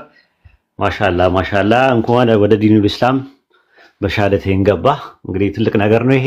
ላኢላሃ ኢለላህ ሲል አንድ ሰው ገመዱን ነው የያዘው ማለት ነው። ሱረቱ አሊ ኢምራን ምዕራፍ 3 ቁጥር 103 ላይ ያለውን ገመድ ነው። ያላህን ገመድ አጥብቃችሁ ያዙ ይላል። በእሳት ጉድጓድ አፋፍ ላይ በነበራችሁ ጊዜ ከእርሷ አዳናችሁ ይላል። በምን በገመዱ ተንጠልጥለ የምትወጣበት ነው። ሱረቱ በቀራ ምዕራፍ 2 ቁጥር 256 ላይ በሃይማኖት ማስገደድ የለም፣ ቅኑ መንገድ ከጠማማው ተገለጠ፣ በጣዖት የሚከድና በአላህ የሚያምን ሰው መልካም ገመድን ጨበጠ ይላል ቁርአን። ያዘ። ስለዚህ ገመዱን ነው ያዝከው ተንጠልጥለ ማለት ነው። ይሄ ገመድ ተንጠልጥለ መያዝ አለብህ። ሱረቱ ሙእሚኑን ምዕራፍ 23 ቁጥር 1 ላይ ምዕመናን በእርግጥ ዳኑ ይላል። በምንድን ነው የዳኑ ሲባል በዚህ በገመዱ ነው። ከምንድን ነው የዳኑ ሲባል ከአፋፉ ነው። አፋፉ ኩፍር ነው፣ ሽርክ ነው፣ ቢድዓ ነው፣ ኒፋቅ ነው። ከዚህ ሰዎች ተንጠልጥለው የሚድኑበት ኢሴንሻል ሳሊቬሽን መሰረታዊ ደህንነት ወይም ደግሞ ፈላ ደሩሪ የሚባለው ይሄ ነው። ትልቅ ነገር ነው ያዝከው ማለት ነው። ላኢላሃ ኢለላህ የሚለው ማለት ነው። እና እንኳን ደህና መጣ። ሌሎች ወንድሞች የሚሉት ነገር ካለ የሆነ ደስታቸውን ይገልጻሉ ማለት ነው። ሐሰኖ ተቀበል።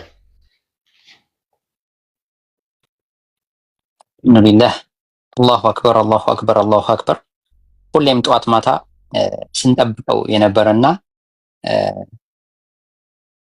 ሁሉም እዚህ ጋር ያሉት እዚህ ጋር የሌሉትን በቦታው የሌሉትን ቅድም አቡ መሐመድ የጠራቸው ወንድሞችና እህቶችም ከሴቶችም ብዙዎች አሉ እንደምታውቀው ዱከም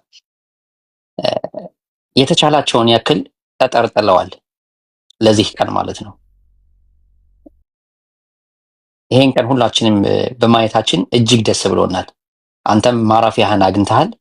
ከዚህ በኋላ ከኛ ጋር ከወንድሞች ከእህቶች ጋር ሆነ እየተደጋገፍክ እየተማርክ እጅ ልጅ ተያይዘን አይ ቲንክ ወደፊት እንሄዳለን ብዬ ተስፋ አደርጋለሁ ኢንሻአላህ። አንተንም ሆነኛን ያጽናን።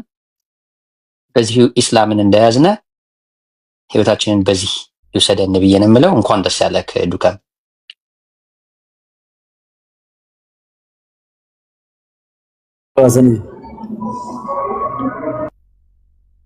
እኔ ወርጄ ሰው አስገባለሁኝ ታች ዛህራን አስገባለሁሽ።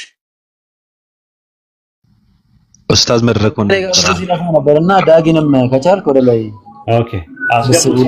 በቃ መልካም ጊዜ ይሁንላችሁ። ደስ ብሎኛል ዱከምዬ። በርታ እንግዲህ ትምህርት ተማር። ሐሰንንም አግኘው ዛህራንም ማግኛት ወደ ቴሌግራም ግሩፕ ተቀላቅለ ትምህርት እንድትማር ነው። ያው ሚዲያ ላይ እንዳትንጦለጦል ማለት ነው። አሁን ትምህርት ነው የሚያስፈልግህ። ያ ነፍሴና ታጨናንቃ እዚህ ያደረሰችኝ ብለሃል። ለነፍስ ደግሞ ምግብ ደግሞ ያስፈልጋል። ያለዛ መክሳትም አለ፣ መጥቆርም አለ፣ መሞትም አለ ማለት ነው። ብዙዎች መንገድ ላይ የሞቱት መተው ተመልሰው ወደ ኩፍር አካላት የሄዱት ምግብ በደንብ ስለማይበሉ ነው። ብሉ ሲባሉ የፋፋ የዳበረ ምግብ ቡፌ ያለ ብሉ፣ ጠንክሩ፣ ጥርስ አውጡ፣ በደንብ አጥንት የምትግጡት ትባሉ አይ እኛ የምንፈልገው አጥንቱን ነው ብለው አጥንት ጉሮሯቸው ላይ ተሰንቅረው ስንቶቹ ሞተዋል መሰለ። እንደዛ እንዳትሆን አሁንም አንተ ማድረግ ያለብህ በስነ ስርዓት መማር ነው ያለብህ፣ ማወቅ ነው ያለብህ። ኢንሻአላህ በርታ፣ አላህ በርታ። እንግዲህ ስም ማን ነው ዱከም?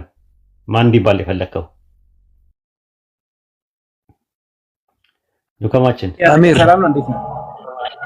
አሚር አሚር ልትባል? አሚር ስም አሚር ነው? ስሜ አሚር። አዎ ማሻአላ ማሻአላ። ይሄ ልጅ አሚር የሆነ ነገር አስነክተዋል። አሚር ለኛም ስጠን የሆነ ነገር እና እስቲ ሰውን እናስነካው። ይሄ አሚር አለ እኮ ሻዳ ያይዘኝ አሚር። ስሜ ማን ነው ይሁን አሚር። አሁን ልጅ ደግሞ ሲወልድም ደግሞ ምን እንደሚል አላውቅም። የአሚር ልጅ ጠብቆ ስም እንዳያወጣ። ማሻአላ አሪፍ ስም ነው። በቃ ተረከቡ። ባቢሎን በጣም ነው የምናመሰግነው ለነበረን ቆይታ እናመሰግናለን። አዲስ አለም ሰላም አለይኩም ኡስታዜ። ወአለይኩም ሰላም ወራህመቱላሂ። እኔ አንተ ጋር ነው በደንብ የማውቀው ዱከምንና ትንፋሼ ነው የሚያጥረኝ ሁሉ ጊዜ አንተ ጋር በመጣ ቁጥር ዛሬ ያዘ ነገ ያዘ ዛሬ ያዘ ላይክ 8 ወር በላይ ትንፋሻችንን ስንጠብቀው ነው የከረምነው። አንድ ዓመት ያልፋል። አልሐምዱሊላህ በጣም ደስ የሚል ነገር። እኔ ማስታውሰው እሱን ነው። እንጃለህ የሚለኝ ነገር ጥያቄ ስትጠይቅ አማረረን እኮ ይገባል። ቃል እንጃለህ ብሎ ይወጣልና አንተ ጋር ነው የማስታውሰው። ያላ ስራ ድንቅ ነው ወላሂ። እንግዲህ አሚር አሰላም አለይኩም በላው አይደል? አሚር ሆነ ስሙ።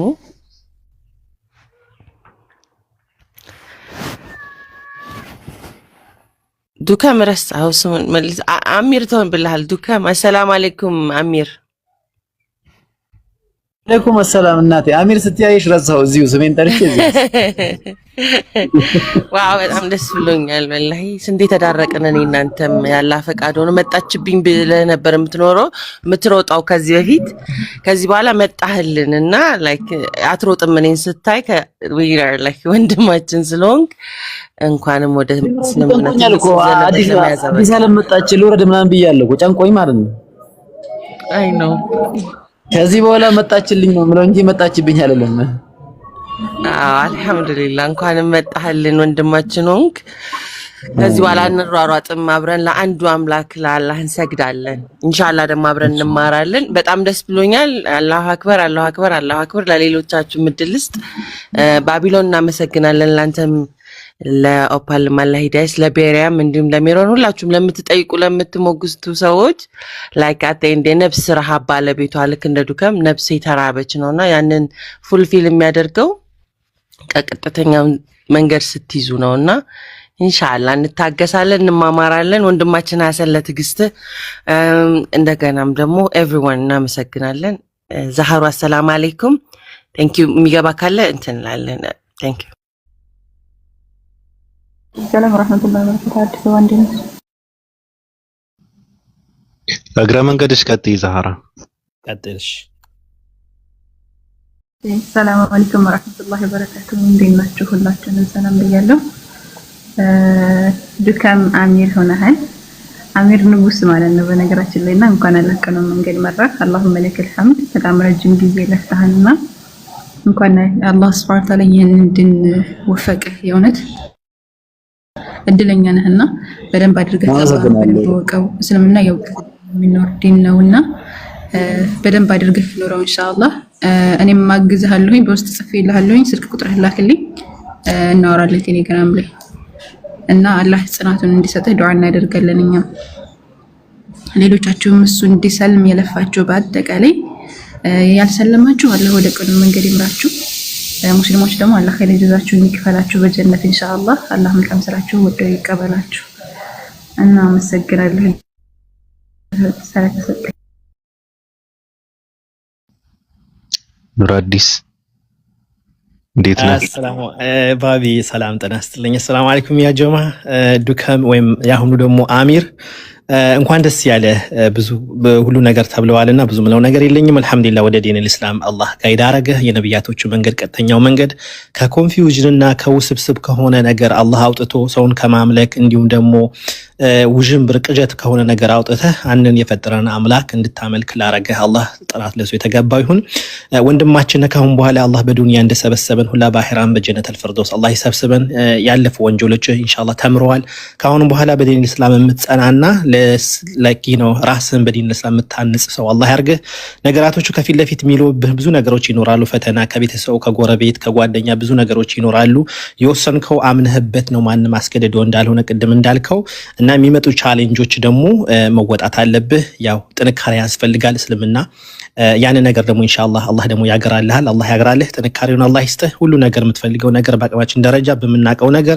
ካጠገብህ እንቆናለን እና አብሽሩ የመረጥከው ነገር ወላሂ ትልቅ ነው ይሄንን ተውፊቅ ወይም ይሄንን እድል ብሉ ሰው አያገኘውም ቅድም ዳጊጋ ስናወራ ነበርና ቅድም ያልኩ ጓደኛው ወይም ዘመዴ ባለቀ ሰዓት ላይ ስንትና ስንት ነገር ያወራን ያው የመኪና አክሲደንት አጋጥሞት ካጋጠመው በ30 ደቂቃ ወደ አኺራ ሄደዋል ወይም ወደ ዘላለማዊ ህይወት ሄደዋልና ለስንትና ስንት ጊዜ ስናወራ የነበረ ነው ያ በኩፍር ነው ሄደው አንተ ግን አላህ መርጦ አድሉ ለዚህ አብቅተዋል አልহামዱሊላህ በጣም ደስተኛ ነኝ ላንተ አላህ እስቲቃማውን ይስጥ አብሽር እና ሁሉ ያው ስለምንገናኝ የሚያስፈልግህ ነገር በመናቀው ነገር ሼር እናርጋለን እና በድጋሚ እንኳን ደስ ያለ ካሁን በኋላ አንተ ለቤተሰቦችም ሰበብ የምትሆንና ካንተ ስር ደግሞ ያሉ ወላጆችም ወይም ደግሞ ወንድሞችም ካሉ ወደ እስላም ምጠራ አላህ ያርግህ አልহামዱሊላህ ረብል ዓለሚን በጣም ደስተኛ ነኝ አላህ ይጠብቅህ ሰላም አለይኩም ወራህመቱላሂ ወበረካቱ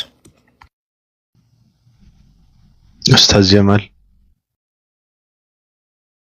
በአፍሪካ እኔ አውርቼ ሉረድ ወአለይኩም ሰላም ኡስታዝ የኔ ስም ሲጠራን ቀጥል ይሽዋቀሽ ቀጥል እሺ ዱከሚ አላህ አሚር ሙክሼ ለበለህና እንኳን አላህ ከእሳት አዳነ እንኳን ወደ ቀጥተኛው መንገድ አላህ መራ ባይዘ በጣም እንትን ብዬ ነበር ብዙ ጊዜ የሚያሳስበን እኔ ብቻ ሳይሆን ሁሉም ሰዎች የሚያሳስቧቸው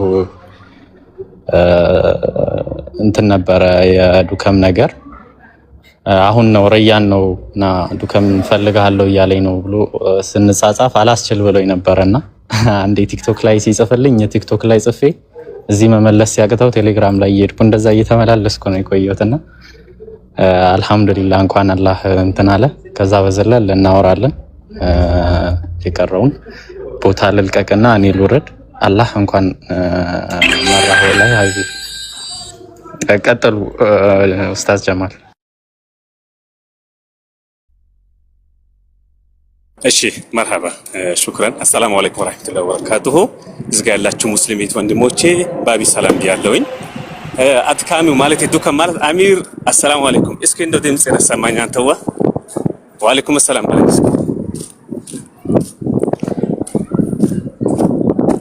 ሰላም አለይኩም ኡስታዝ ወአለይኩም ሰላም አየ አቢ እንኳን ደስ አለ የምር ነው መንገድ ላይ ሆኜ ብቻዬን እንደ ብዬ ሳኩም ነበር እያለቀስኩም ነበርና ዱከም ማለት በጣም አሁን እንደውም የሆነ ሰዓት ላይ ተስፋ እየቆረጥኩ መጣሁኝ ነገር ግን እኔ ነኝ እንጂ አላህ Subhanahu Wa Ta'ala ለዛሬው ቀን ነው የጻፈልህ ሐቢቢ እንኳን ደስ አለ ነብዩ አለይሂ ሰላቱ ሰላም አልኢስላሙ የጁሙ ማ ቀብለሁ ይላሉ እስልምና በአጠቃላይ ከዚህ በፊት የሰራቸውን ኃጢአቶችን ሙሉ በሙሉ ያሰርዝላል በቃ ከዚህ በፊት የሰራቸው ነገር ሁሉ ማለት ነው ስለዚህ ይባክህን ዱከም እኛ ምን መክረ ነገር አሁን የሚታቃቸው ምርጥ ጀግና የምንላቸው ኡስታዞቻችን ወንድሞቻችን ይቶቻችን አሉና እነሱ የደረሱት ማን ነው እንደፈለጉ በልቶ ጠጥቶ ተንጅቶ ተነስቶ ዞሮ ሱቁ አይደለም በቃ እስልምና ለመረዳት ያበቃቸው ምንድነው ከተባለ ሶላትን በሚፈልገው ሁኔታ በሚፈልገው መስፈርት ስለሰገዱ ከሶላት የሚገኘውን ደስታ አገኙ ቁርአንን በትክክል ስለቀሩ ማለት ነው ከቁርአን የሚፈልገውን ደስታ አገኙ ማለት ነው ስለዚህ አንተ ምንድነው ካሁን በኋላ አዲስ ህይወት ነው የሚጠብቅ ከዚህ በፊት የነበርካቸው ነገሮች ሁሉ ቀይራቸው በቃ ለስልክህን አጠቃላይ ውስጥህን የምትበላቸው የምትጣቸው የምትናገራቸው ነገሮች በአጠቃላይ የምትጽፋቸው ነገሮች ሙሉ በሙሉ መቀየር መቻል አለባቸው ያን ጊዜ ነው ከእስልምና የሚፈልገው ደስታ ልታገኝ የሚችለው ያለበለዚያ እስከዛሬ ሲጠይቃቸው የነበሩ ጥያቄዎች ወደ እስልምና ለመግባት ነበር ካሁን በኋላ ከእስልምና የሚፈልገው ደስታ ለማግኘት ግዴታ አፈርድሜ በልታ ራስን ዝቅ አድርገህ መማር መቻል አለበት አደራን ያን ጊዜ ተሸናፊ ከመሆን አሸናፊ ትሆናለህ ከጃይ ከመሆን አስከጃይ ትሆናለህ አደራህን ሀቢቢ ሌሎችን ወንድሞች ስላሉ ከዚህ በላይ መናገሩ አስፈላጊ አይደለም ካሁን በኋላም አንድም ሁለቴም በውስጥም ስለምንገናኝ እንመካከራለን ሀቢቢ አላህ Subhanahu Wa Ta'ala ጀግና አላህ ያድርግህ ጽናቱን አላህ ይስጥህ ደስ ብሎኛል አላህም ይደሰትብህ አቡኪ ወይ ባቢ እንዴት ናችሁ ሰላም ነው ወይ አለን በጣም ደስ ብሎኛል አላሁ አክበር እያለ ዱከሜን በጣም ነው ማቀውና አይ ቲንክ ረያን አሁን ሆኗል አልহামዱሊላህ ወንድማችን ስለሆንክ በጣም ደስ ብሎናል አልহামዱሊላህ ስለሁሉም ነገር ወላሂ በጣም ነው ደስ ያለኝና ውጪ ነበርኩ ስሰማ ምን ተፈጥሮ ነው ብዬ ነው የመጣሁት የነበረውና ማሻአላህ ወንድሜ በጣም ደስ ይላል አላህ ያጽና እስቲቃማውን አላህ ይስጥህ በኢባዳ አላህ የምትገዛ አላህ ያድርግ ማለት ስሜቱ በጣም እኔ እነሱ ሻሃዳ ሲዝ እንደዚህ አይነት ስሜት አልተሰማኝም ራሱ ማለት ነው በጣም ስለመወደዱ ከምን የተሰማኝ ስሜትና አላህ ይጠብቅ አላህ ይጨምርልህ ለማለት ነው በአንድነቱ ላይ ሶስትነት የሌለበትን በህይወቱ ላይ ሞት የሌለበትን በዘላለማዊነቱ ላይ ጊዜያዊነት የሌለበትን አምላክ ስለተገዛ ወላ ተሞት ለዋንቱ ሙስሊሞናችሁ እንጂ እንዳትሞት የተባለውን አንዱን አምላክ በብቸኝነት ስለያስከው በጣም ደስ ብሎና አለዩ ማክመልቶ ለኩም ዲናኩም ነው የሚለው ነው ዲናችሁን ዛሬ ሞላውላችሁ እያለን አላህ Subhanahu Wa Ta'ala የሚናገረውና ሙሉ የሆነውን ዲን ስለተገዛ ስለመጣ ወደ ሙሉ ነውና ዲን አልኢስላም ከዛ አንፃር ነው በጣም ደስ ብሎኛል አላህ ይጠብቅ አላህ ይጨምር ለወንድሜ ለማለት ነው አላስረዝም አመሰግናለሁ ሬይነር ካለህ ላክ ዘይነብ ሰላም አለይኩም ወራህመቱላሂ ወበረካቱ ያ ሙስሊማት እንዲሁም ባቢ ሌሎቻችሁም ሰላም ብያለሁ ዱከም አኺራን አልহামዱሊላህ ረብል ዓለሚን ሰላም አለይኩም ወራህመቱላሂ ወበረካቱ አሚር አዲሱ ሰላምታ ይመልስልኝ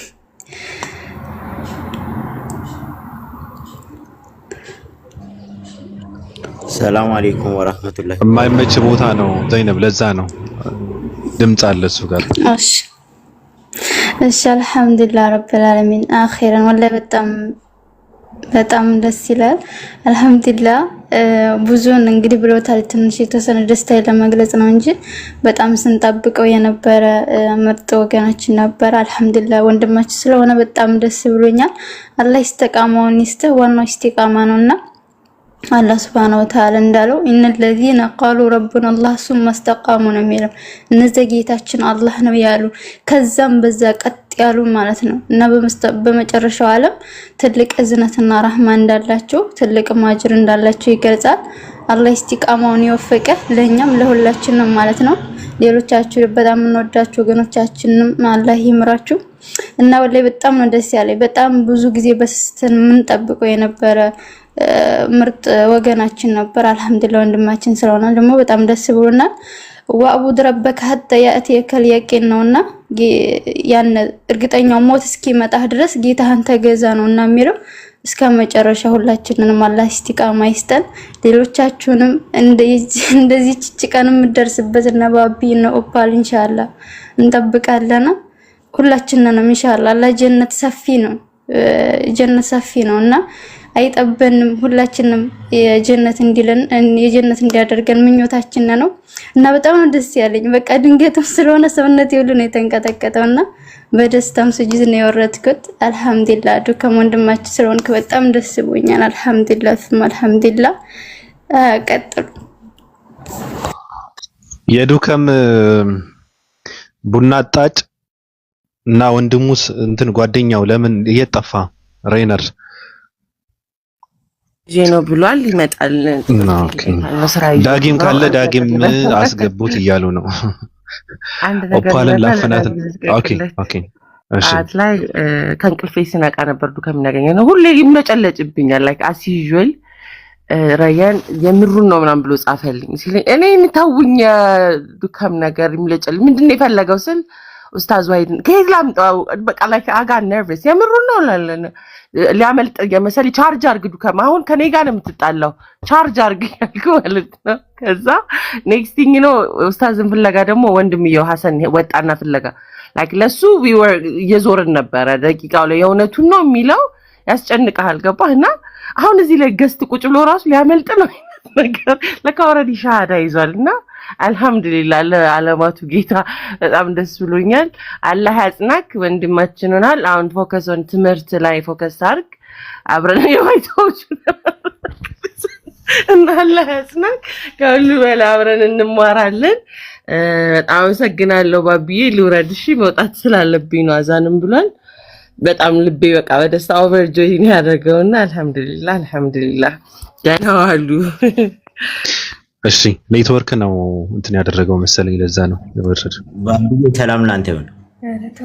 መጋቢ ሐዲስ ነው እንትን ያደረገው መሰለኝ ለዛ ነው የወረደ።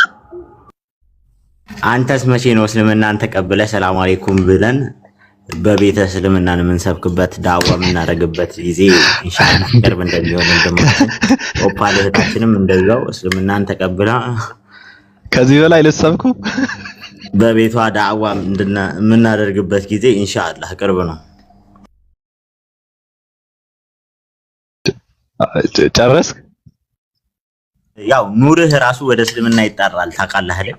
የፊትህ ኑር በራሱ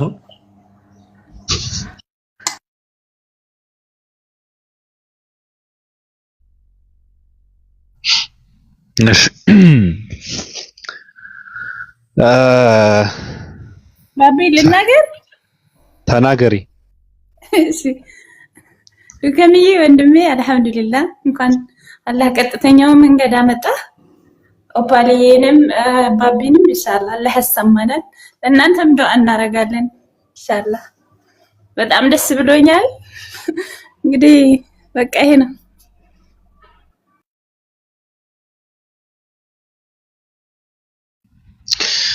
ይታለ ዱከም ቆይ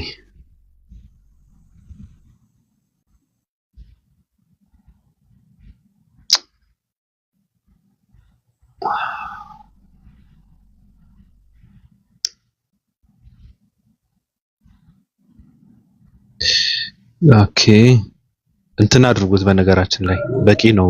የቀረ ነገር ደስታችሁን በውስጥ ገለጹለት። መግለጽ ከፈለጋችሁ ራሱ ኔትወርኩም እያስቸገረው ስለሆነ ሲቀጥል 46 ይሆናል። በቂ ነው። ገስት ላይ ያላችሁ ሰዎች ብቻ አውሩና በቃ ይቀጥል ነገር። እሺ ቪዲዮን ተጠንቀቅ ዱከም። ካሜራን መጠንቀቅ አለብህ። ቀጥል። ሰላም አለይኩም ወራህመቱላሂ ወበረካቱ። ሁላችሁም ባቢም ሰላም ላንተ ይሁን። ማሻአላህ ዱኬ ደስ ብሎኛል። በቃ ምንም አይደለም። ሪከርድ አድርጌልሃለሁ። ኢንቦክስ ገብተህ እሱን ብቻ ያው እና አላህ እናንተንም ይምራችሁ፣ ሁላችሁንም አላህ ይምራችሁ። አላሁ ጀለ ወዐላ ለእስልምናንም በጥላቻ አይን የሚያዩትንም እናንተንም ደግሞ በጥሩ እንትን ውስጥ በጥሩ ኢሞሽን ውስጥ ሆናችሁ እስልምናን ንጽጽርም ቤታችሁ ለምታሰሩትም አላህ ይወፍቃችሁ። የሰለመው ሰልሟል፣ አላህ ያጽነው፣ እኛንም አላህ ያጽናል። እናንተን ግን ያልተመራችሁትን አላህ ይምራችሁ፣ አላህ ብርሃኑን ይስጣችሁ ነው የምለው። አሰላሙ አለይኩም ወራህመቱላህ። እሺ ከታች ያለው ዋለ እንትን ኢንሻአላህ ነው። አላህ አለሽ ሬይነር ና አንዴና ሬይነር እንደውም አንተ ጨርሰው በቃሽ። ከዛ እኛ እንበጥረቅ። ሰው አታስገቡ።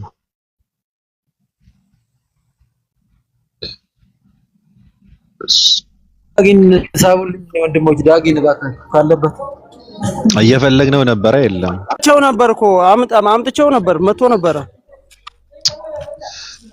ራም ስለበለ ፈርዶታል። ተሸክመን ቢሆን አንተው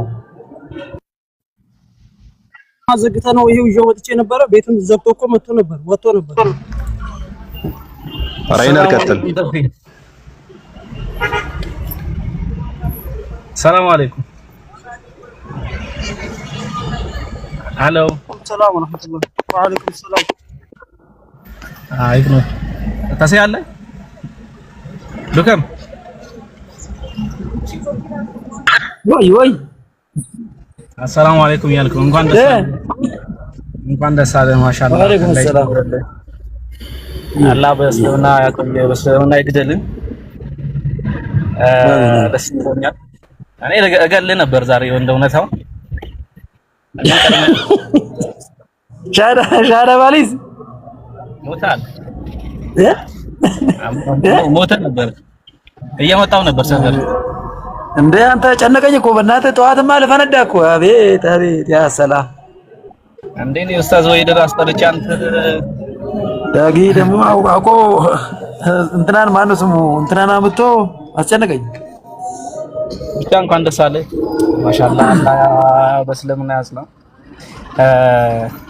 እንግዲህ እኛም አለን አሁንም ሸሸን። እንግዲህ እስቲ አምልጣው ነው የት እንደምታመልጥ ነው ያለው። እኔ ጋር ነው ያለው። አንተ የት? አሊ እኔ ጋር እኮ ነው ያለው። እናንተ ጋር ሰፈር? እኔ ጋር አይዋ አጠገቤ። እናንተ ሰፈር? እኔ አጠገቤ ነው ያለው። እንገናኛለን። ወይ ሳሚ ኦቢ